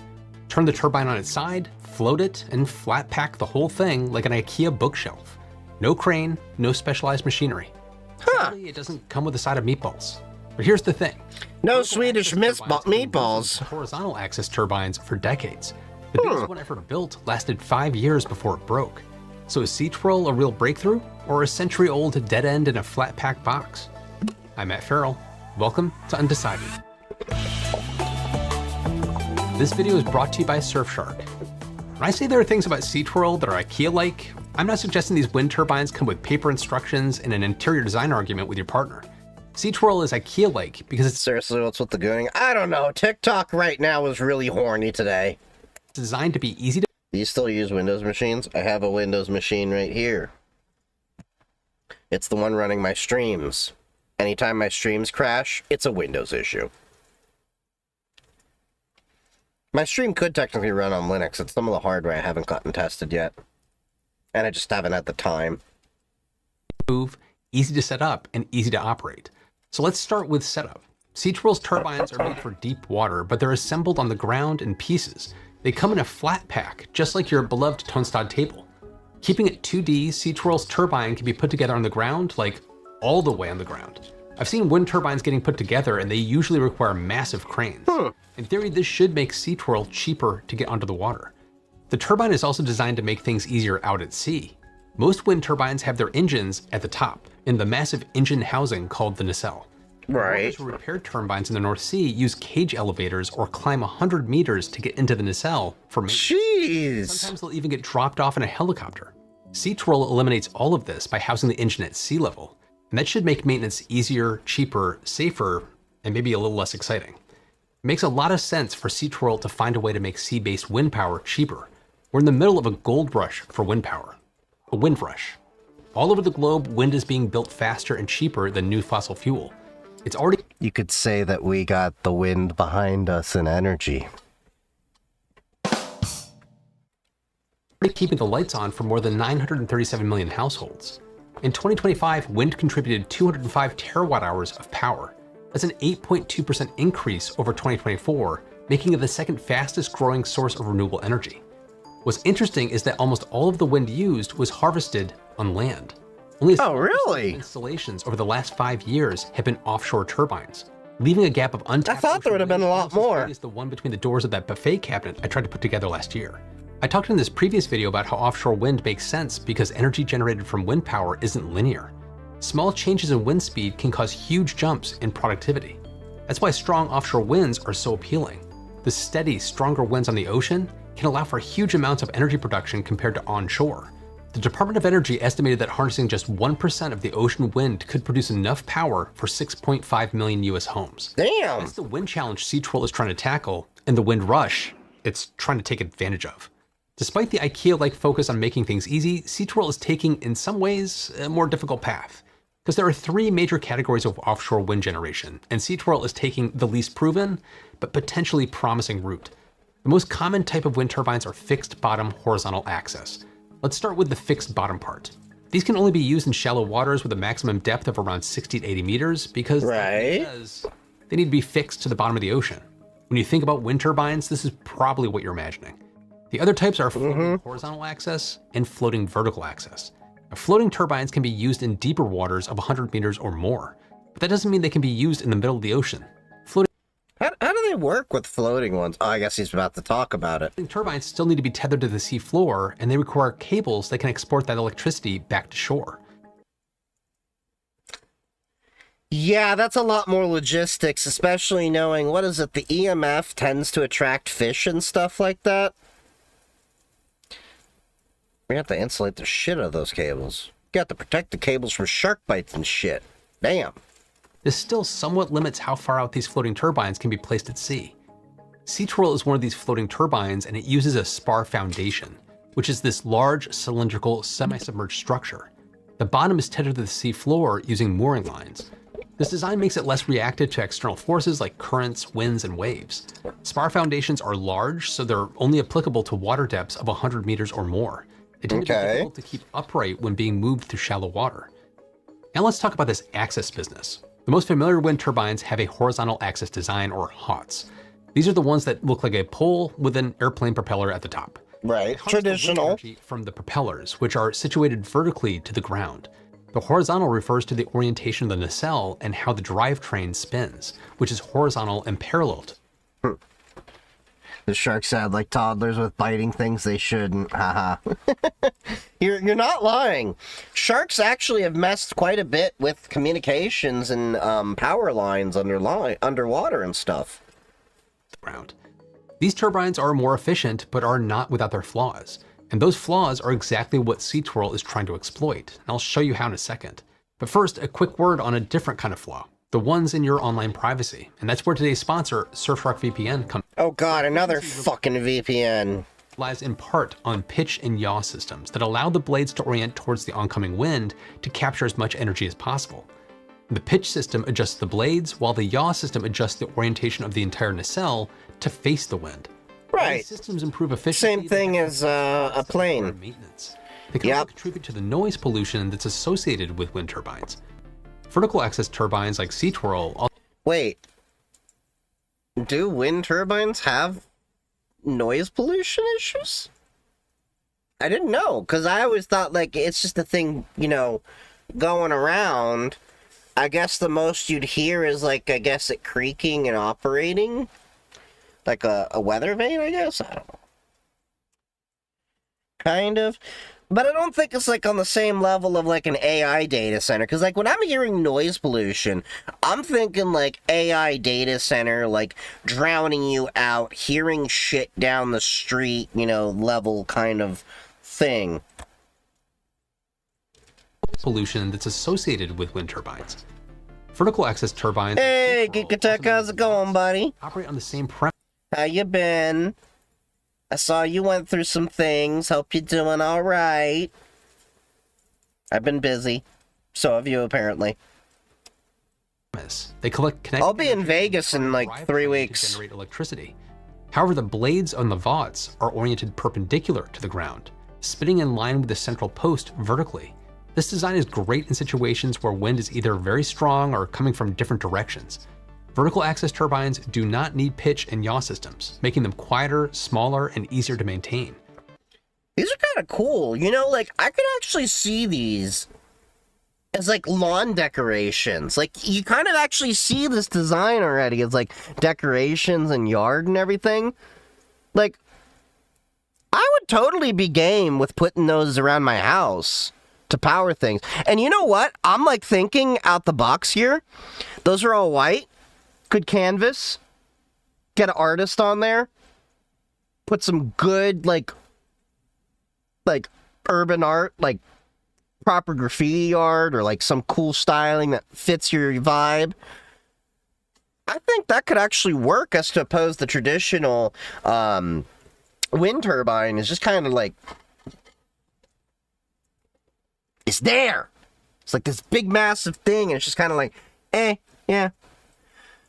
Going to Colombia to build internet links at the Amazon. Nice. Yeah, I'll be at DEF CON and Hacker Summer Camp, so we're both doing fun things. Your thing seems really cool, though. You're definitely gonna have to, like, fill us in on what's going on out there, because I'm curious what all you're gonna be doing. Could just power dumb things outside too, the way it is chipping away, and if enough people do that. Yeah, like, I would easily put this outside just to power my radios for, like, Meshtastic and stuff like that, and a lot of LoRa nodes. You could easily power, yeah, you could easily power a bunch of sensors with, like, smaller ones like these. Yeah, totally. However, there's a reason we still see a lot more horizontal axis turbines despite the could-be-better pitch and yaw systems. Vertical axis turbines are around 25% less aerodynamically efficient than HOTS in the same conditions. They also have lower starting torque, and there's also a bigger issue. Most of its rotating mass sits out at the blades, not at the hub, and that puts huge centrifugal stress on the whole structure. To survive, it has to be heavier and beefier. Historically, they also have fatigue-prone main bearings that limit their long-term usefulness. A typical geared HOT has around 26 sets of bearings. Love to go over with you. Going to jump on a call. All right. Fewer failure points. Love you, buddy. We'll talk later. The largest VOT ever built, the 3.8 megawatt AOL turbine in Canada, was only in operation for 5 years before fatigue failures. These are the exact challenges SeaTwirl has to overcome to be a success. And based on those stats, it makes sense that horizontal axis wind turbines are more widely used than vertical axis turbines on land. But is there a place for vertical axis turbines in the offshore sector? If so, what makes VOTs like SeaTwirl more practical in this context? For one thing, floating HOTs have a higher failure rate than their landlocked counterparts, 26 to 28% higher. More failure means more downtime and maintenance, making VOTs seem more sensible. A Japanese study comparing floating VOTs and HOTs found that VOTs came out about 3.7% cheaper per unit of energy. Oh, really? 40 versus 145 euros per megawatt hour. So the conversation becomes more about long-term maintenance and costs. SeaTwirl trades efficiency and hopes to make up for it in reduced maintenance. So what do we know about how SeaTwirl operates in the world right now? Probably not enough to come to a firm conclusion. SeaTwirl's progress has been choppy as the waves of the North Sea. Their first generation 30 kilowatt S1 turbine was installed off the coast of Sweden in 2015 and remains in deployment. It has withstood hurricane force winds as well as harsh autumn and winter storms. It's connected to the grid and is being tested according to plan. However, due to the nature of the project, SeaTwirl does not have any Hot girl walk, but having to alert the 5-0 is not in my plans this evening. Girl, why are you being a snitch out here? Why are you calling the popo? What'd you call the popo for? Did you, find the neighbors fighting? You know that sometimes that fighting is really just how mommies and daddies show love to each other. I'm kidding.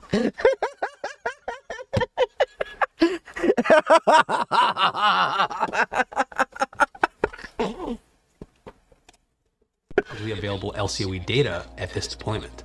According to an external source, SeaTwirl has previously claimed that the LCOE on their design is 20%. Dude with pants down in a park with children present? Okay. Yeah, call the 5-0 or bring a 9 mil. Kind of favoring the... yeah. I'm not gonna in Minecraft, okay? Lower than conventional floating HOT. And a wind farm of SeaTwirl turbines could eventually produce electricity at a price of around 50 euros per megawatt hour. That's good, but we'll need the data to know for sure. Their 1 megawatt S2X test was targeted for installation in 2020, but the Met Center withdrew their license in 2026 before the project was ever put into the water, citing changes in project framework. The test site was a fish farm in deep water just 700 meters off the coast of Norway, not an open ocean environment. SeaTwirl secured a grant from Horizon Europe to deploy a 2 megawatt demonstration project, Vertigo, without completing the 1 megawatt intermediate. Why is there a sailing... Why is there a ship there? I don't know. The project is slated to run through the end. The sails are not unfurled. When it's over, we'll know a lot more. Okay. In addition to their claims of reducing costs and maintenance, SeaTwirl claims the floating turbines offer greater flexibility and reduce risk of conflicts with other ocean industries. But is it really that simple? Deeper waters doesn't equate to no impact. How could wind farms in deeper waters affect industries like fishing, tourism, and shipping routes? Could it affect the migratory paths of sea animals? The jury is still out. So right now, SeaTwirl's market is hypothetical. Their main focus is the wind farms that might provide 7 to 11% of Europe. Yeah, but we're not going to have information until like closer to end of 2030. Also focus on industries operating at sea or near the ocean, including generating electricity for oil rigs that currently rely on generators for most of their power. I've never thought about that. Every little bit helps, right? If we can stop burning fossil fuels while drilling for... Hey guys, burning fossil fuels is too expensive and inefficient while we're drilling for fossil fuels, so we need to use renewable energy to keep drilling for our fossil fuels so that we can not have to burn the fossil fuels to get our fossil fuels. But you know that renewable energy thing? No, that's just a gimmick. Fossil fuels, at least we aren't using it up as fast, maybe? Another potential at-sea use is the generation of electricity for fish farms to power feeders, pumps, and other equipment. Other niche applications, according to their website, include generating clean energy for islands and remote locations. Think isolated fishing villages. So does SeaTwirl really have what it takes to make a dent in untapped deep water wind energy? I'm skeptical, but I want to keep an eye on them. If they can consistently deliver the results they claim, they may fill a niche for offshore energy generation in deep waters close to land. I think a better renewable source that we could go targeting is all the gooners on TikTok, Instagram, and such, and then figure out how we can power a generator off of this motion. Dude, infinite free energy. A little cost you as a little goth girl spit. The real question is whether historical failure modes in conjunction with the lower aerodynamic efficiency of VOTs, Shake weight 9,000. floating HOTs, even with the higher HOT failure rates in the offshore sector. Is SeaTwirl poised to catch the wind power rush? Or is it going to be left to hang in the breeze? What factors might impact its outcome? What do you think? You can also check out extended cuts of many of my videos over on Patreon. If human written and research videos matter to you, Patreon support helps a ton. All right. That was interesting, that little video there. All right, let's go into the next post. Where were we? We have... Oh, God. What did you send me, Vampire?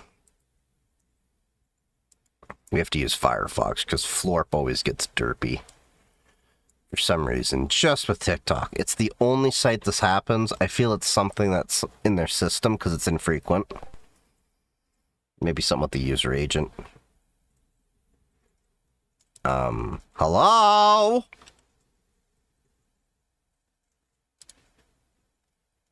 Okay, this is the Onion. This is going to be good. Believe it. Your company has no employees. No, I'm literally my company's only employee. That's what AI lets you do. And what is your business worth today? Right now, we're on track to be $1.3 billion in debt. Which, when you think about it, was really pretty impossible even just a few years ago. But now I have thousands of autonomous AI agents every day doing the work for me, and every day I accumulate another $3 million in debt. It's really quite simple. Now, I feel like you're being coy. Not everyone can do this. I mean, I think the hardest part is the commitment. Committing to never questioning when the AI tells you to name your company dogshittelecom.biz, or What the fuck? For another warehouse, or why it wants to fill up that warehouse space with buckets of rusty screws is buying up at a huge loss. I already have all these rusty screws, but AI just keeps telling me to buy more.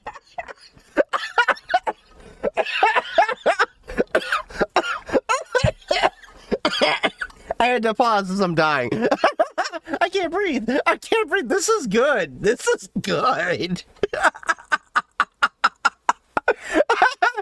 there's more. Oh, let me guess, we're back. Whew. Okay. It even printed 100 million hats just like this. Feels like we're in the midst of the next industrial revolution. And what exactly does your company do? I don't know. I don't even know.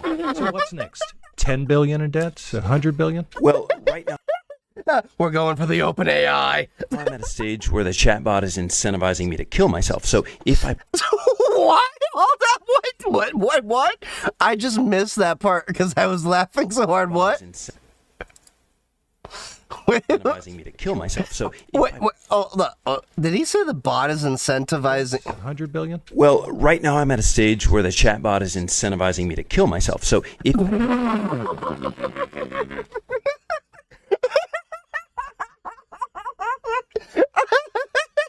my cards right, next year we could be looking at the first 0-person business with $1 trillion in debt. Amazing. Now, when I first...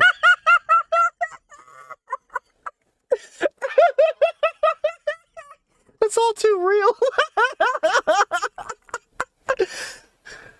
I shouldn't laugh so hard because we're like so far off from reality. It's not so far off. Oh, Kara, you missed the Onion video that Vampire put on. The extraordinary capabilities of AI, and I have to say, The Onion is peak comedy. It is already peak comedy. All right? This top of the Onion pile, okay? Bravo. Bravo, Onion. Oh, yeah, if you're not hysterically laughing, then you need to learn more because this is basically how AI bros sound.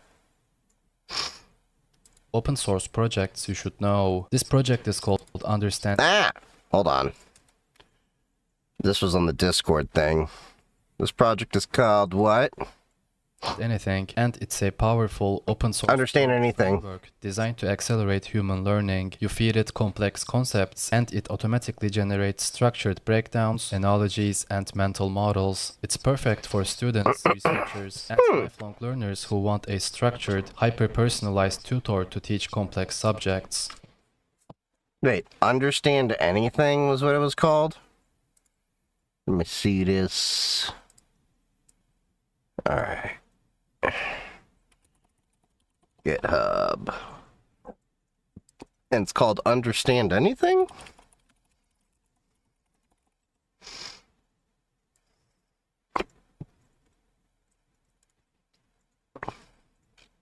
Yep, this is it. 74.3k stars. Okay. Interesting. I definitely want to play with this, because this could make learning a lot more constant. Works with Copilot. Ooh.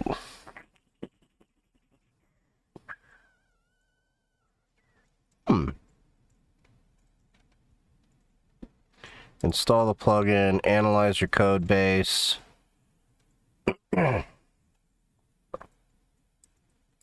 Using a local model for privacy, point your platform at a local model. Okay. Oh, yeah. I'll have to look at how to set that up. But anyway. That looks interesting, because I might be able to use that with my local AI server and stuff.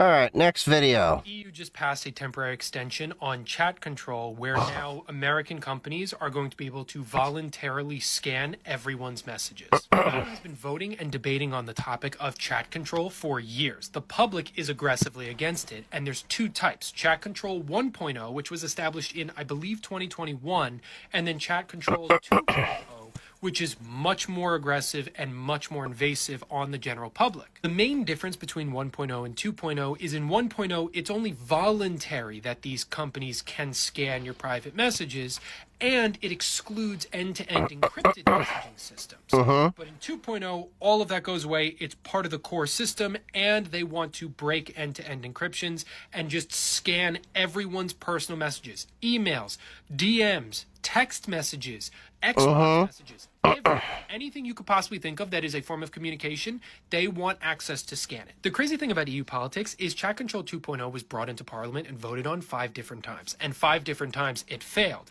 which is the recent failure. And the political party that is pushing this surveillance system chose an emergency tactical maneuver where they said, all right, let's extend Chat Control 1.0 for now, and we can revisit 2.0 in 2028.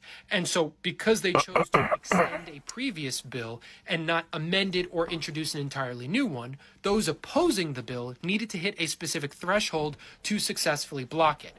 And now, despite those opposing it getting significantly more votes than those supporting it, because it didn't hit the threshold, it successfully went through. So even though... That's really fucked. Now, I know in the United States we have the 2/3 consensus in Senate in certain cases, but majority of the time, majority rules. There's different reasoning for that argument because it's really just an aggregation of different states and the whole thing. And a lot of people get really confused when they start thinking of the United States as one country instead of a federation of 50 different states aggregating all of their results and individual views into one union that is anything but perfect, but a lot better than a lot of the shit we've had in history. The majority of the people don't want this bill and don't want their private messages scanned. It doesn't matter because they chose to extend it rather than introduce a new bill. I should also add the reason why they want to scan everyone's private messages is because they want to protect the kids from adults who are sharing CSAM or trying to acquire CSAM online through these messages. As of right now, Chat Control 1.0 has gone through. It is only temporary until 2028. And between now and then, the EU Parliament will be discussing whether to create a permanent version of it, which would most likely be a Chat Control 2.0, or to do what they did previously where it expired and then they have to figure something else out.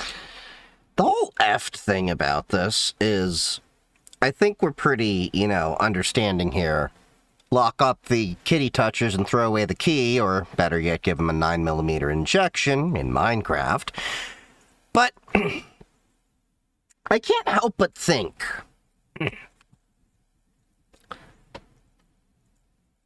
as abhorrent as CSAM is and kid touchers, are there enough predators out there to really warrant scanning everyone's data? Like, we're not even talking about 1% of the population are predators. Not even like 0.1%. Okay? We're talking about, in the grand scheme of the population, a rather small, but not like small like a dozen or 2 dozen, but in the grand scheme of a, like, America, for example, where we have 330 million citizens, last I remember. Yeah, let me look this up for a second. Let's just go in the generality. How many registered offenders in the U.S.? There is approximately 795,000 registered sex offenders in the United States. So if we take the math here, there aren't that many Catholic priests or people in Hollywood. Divided by 700 and... Wait, no, I flipped that. Divided by 1, 2, 3, 4, 5, 6. You're talking about 0.0024% of the United States population is a sex offender. And mind you, this is the broad one. That doesn't include... That's the broad one. That's adult and minor offenders.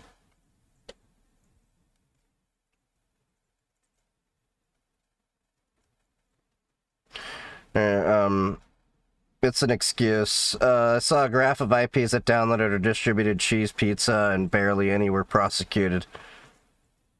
What?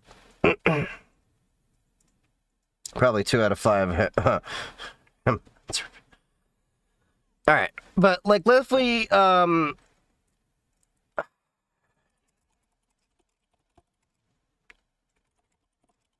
asking, Gemini quickly what it'll say.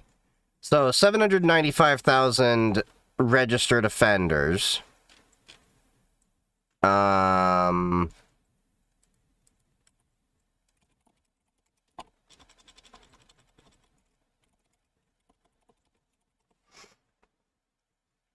Your numbers. Of course, Gemini went derb.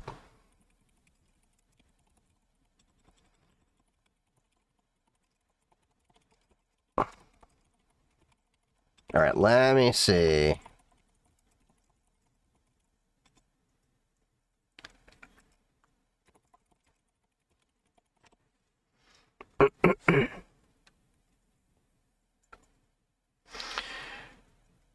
Goddamn, Gemini, I'm not asking you to give me results that I, can go through. I'm just like, give me an average estimate.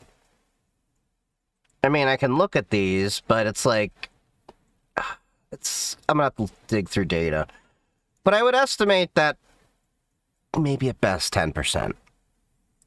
Anyway, I know we need to protect the children. I'm not arguing that. I'm not arguing against that. We do need to protect the children. But how much of this is actually protecting the children versus making you feel like you are protecting the children? You get what I'm saying? Like, there's a difference between... Okay, if you're ever freezing, would it be better for you to drink alcohol and feel warm, or go, inside into the warmth.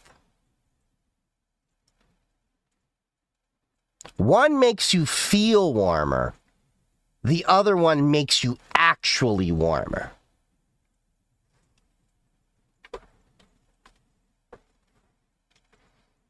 Technology is ridiculous because now everyone has the ability to make a freaky vigilante will. This is technology. The most literal version of a dead man switch is the passion project of one Ivan Kordic, who actually reached out to us personally asking us if we want to talk about it. It's basically a box that, after you die, carries the sole purpose of passing on your passwords, belongings, and a few final words to the people in your life. So, kinda like a will, but a little more personal. He calls it Memento, and it seems to be meant for someone expecting that their time's running out. The idea is you'll, when I die, delete my browser history. Set a timer on this ESP32 powered device that will only unlock after the countdown ends, and a trusted person enters a PIN you gave them while still alive. Everything hidden behind the PIN is completely encrypted. The PINs aren't stored, and you can easily read back instructions for a Western game style whodunit, or just let your mom know how to get into your Facebook account. There's no The only issue with this is we are right around the corner from quantum computing.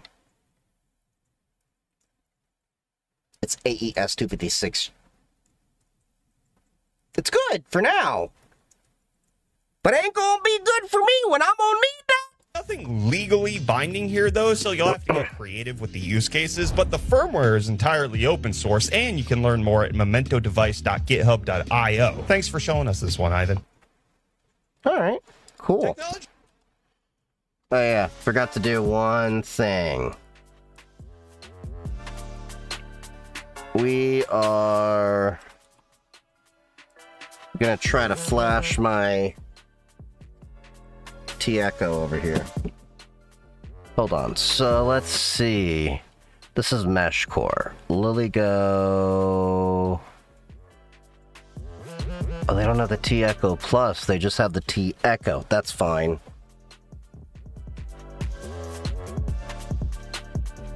Yeah, they don't have the T-Echo Plus.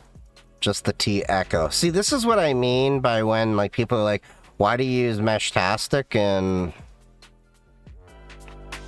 it's because it's got a little bit more support. Alright, let's see. Companion Bluetooth. Companion USB. You can set up... Oh, okay, so you can set this up as quite a few things. So we're gonna set this up as a companion Bluetooth.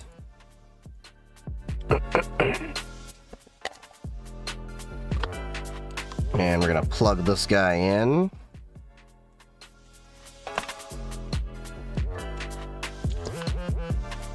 Are you not gonna give me a... there we go.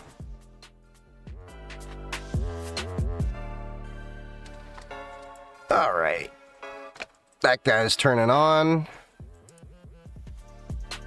Enter DFU.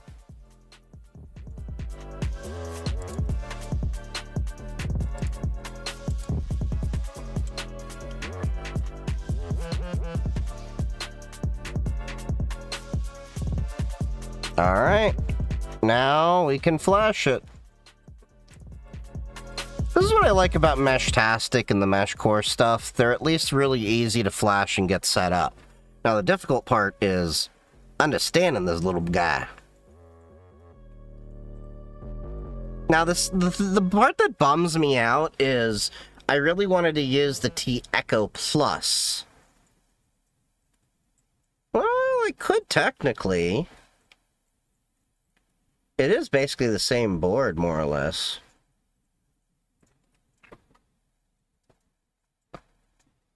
And boom bam, we are flashed on Meshcore.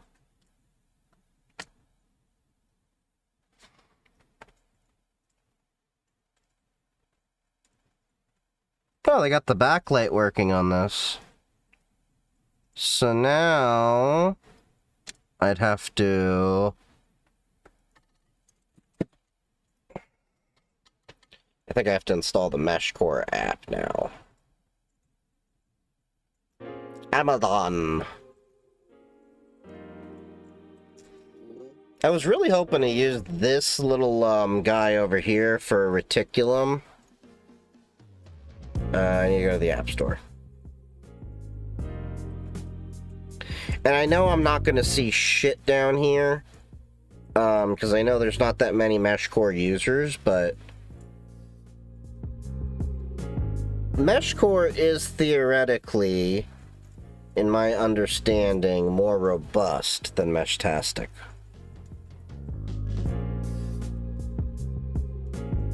Alright, so we got the Meshcore app installed. We're opening that. Allow notifications. Allow to find Bluetooth. Connect. Meshcore. Connecting. We have a pin to connect over here.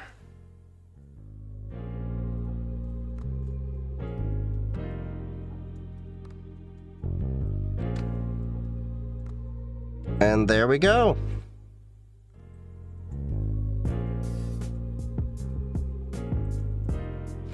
Select radio settings. So obviously we need USA.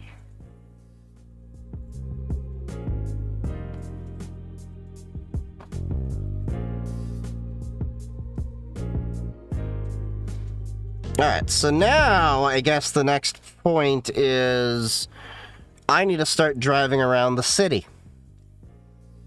So I'm going to take this guy and I'm going to see what we find as I go around the town. The only thing that's a bummer is I was planning to do that, but with this, which is the LilyGo T-Echo Plus. So essentially, these are both the same devices, more or less, except the Plus is, well, bigger. It's got two main features that I like on this. One, it's got this metal carabiner hook that makes it a lot easier, of course, to mount. It's got three features, actually. It's definitely got 3 times as much battery life in here, 850 milliamp hour versus 2400. And then this also has a quarter-inch mount over here, so you could put this on a bike or something. So it feels like there definitely is more momentum, because I know the Meshtastic device I've been using is a few years old. I'm curious. Meshcore LilyGo T-Echo Plus.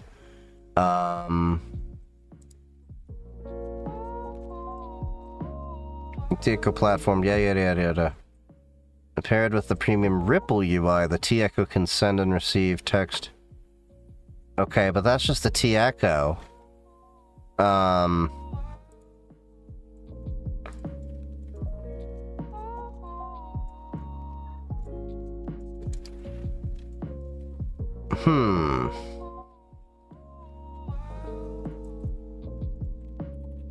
Meshcore devices. Let me see.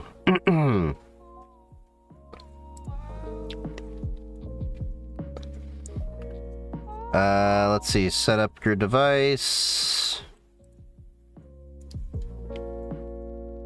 Oh no, this is meshcore.co.uk. We don't like them.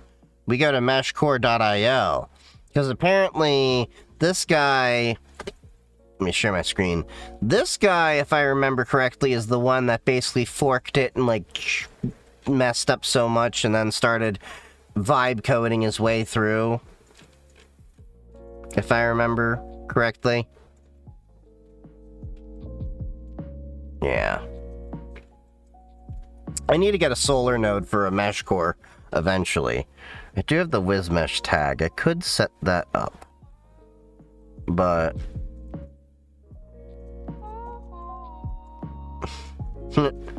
Meshcore is dead to me. Combine Meshtastic Reticulum into one handheld setup. See, that's one thing I'm trying to eventually accomplish with some kind of kit I want to build out. But yeah. What frequency do these use? These are ISM band, so 915 megahertz in the USA. I think Meshcore said they were at 910.625, I think it was. So it's on a different frequency than my Meshtastic, so it shouldn't cause an issue. Oh, wait a minute. T echo.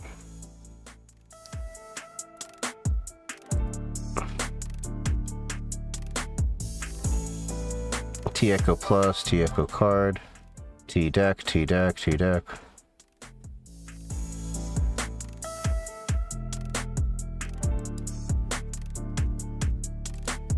Okay, so this is... Wonder.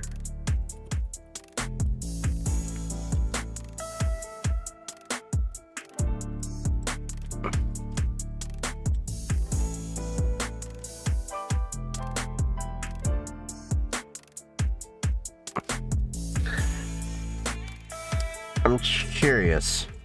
You're looking at the LilyGo TA7670G with GPS for my new e-bike alarm.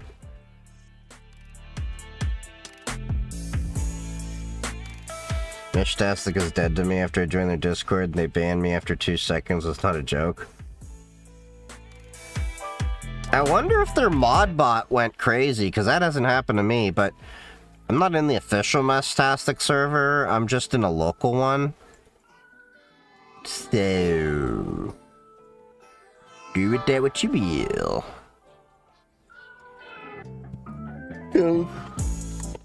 Let me unplug this for a second here. And set this to charge. Over there. I'm curious if I plug this guy in. I know we did this when I was with the last T-Echo Plus. I'm wondering if we can set this up.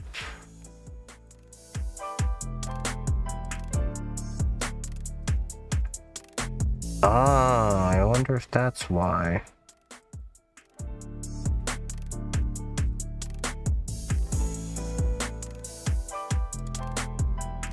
Or that could have just been how it shows a name differently, because I thought they have the same NRF chip.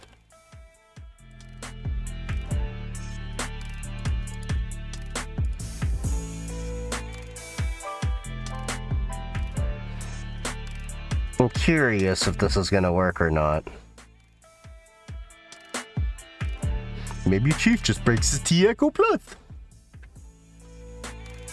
With the solder on a BMI 270 module, which you have no clue where it goes. LOL, accelerometer, gyro, and we'll need firmware. Yeah, the problem with some of the LilyGo devices is they can definitely...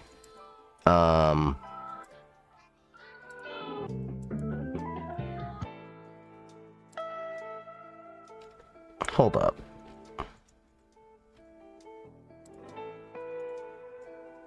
Okay, so that is the official flasher. Then the question becomes... firmware...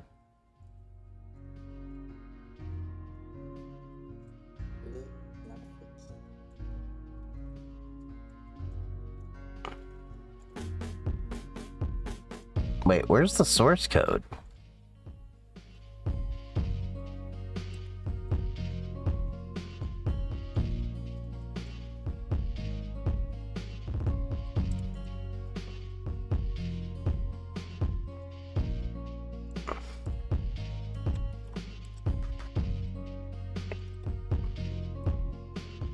Don't know why it rendered like that. That's weird.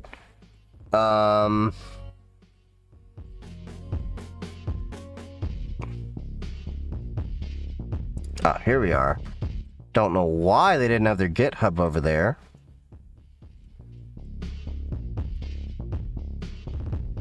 Let's see.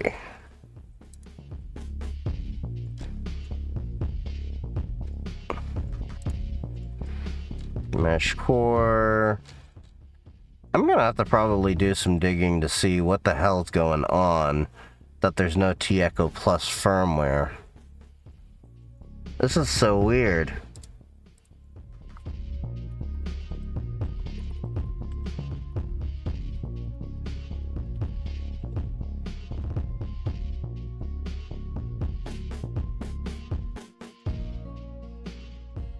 Okay. They say that there is an option there, but these are their old T-Echoes, not the new ones.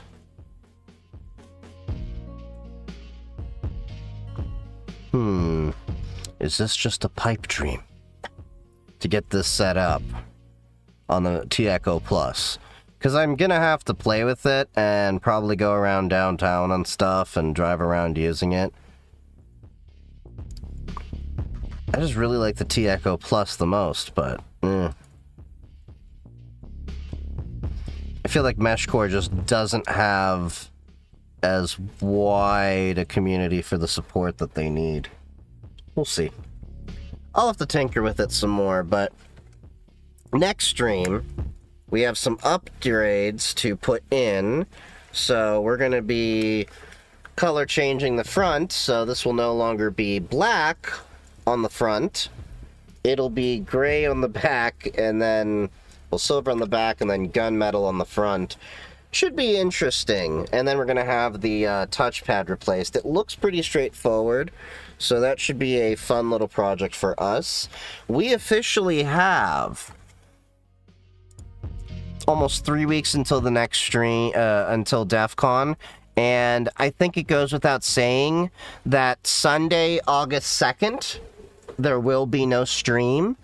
And there will not be a stream until from Sunday the 2nd until probably the 12th of August. However,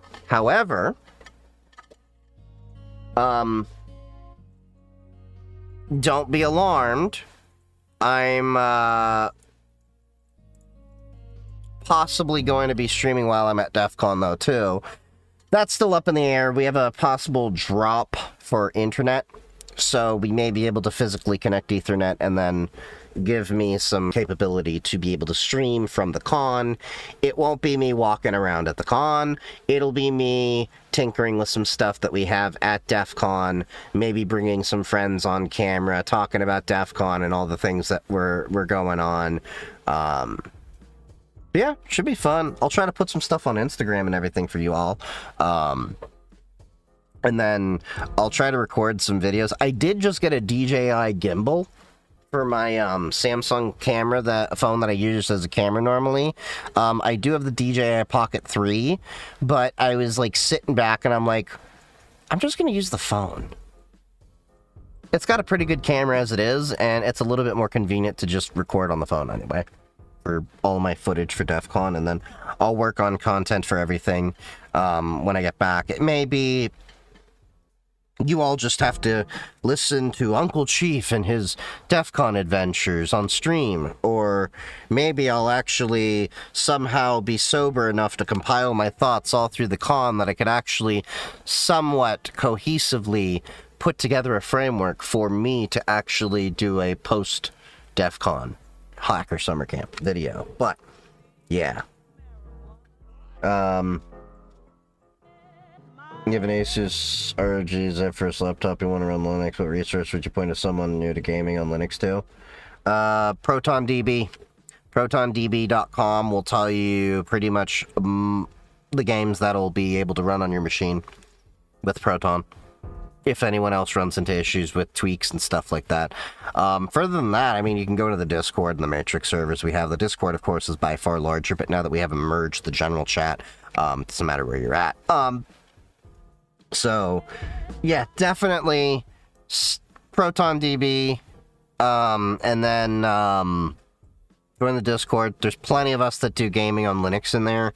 Probably one of the few servers that might actually be more the norm than the abnormal thing. So, yeah. But anyway, it's getting late, everybody. I love you all. Make sure, if you haven't already, to follow me on all my socials. The links are in the bio. And to stick around for the raid if you are over on Twitch. I love you all. Stay safe out there. And we got 3 weeks till DEF CON. We'll have a lot of fun. But love you all. Stay safe. Happy hacking. And the next guaranteed stream is Sunday, which is gaming on Linux night. I may do some additional nights, but I'm trying to catch up on YouTube content for all of you, because I know quite a few of you have bothered me about I didn't put out videos for months, and I have a backlog. I've recorded about half a dozen videos. So the first video went out yesterday. I gotta edit the next one. Hoping to have another one up maybe this weekend. I've got like CI/CD, so you're going to talk about continuous integration, continuous development, all these other things. So there's stuff, my thoughts on A+, everything else. But yeah, so see you all next time. Stick around for the raid. Happy hacking.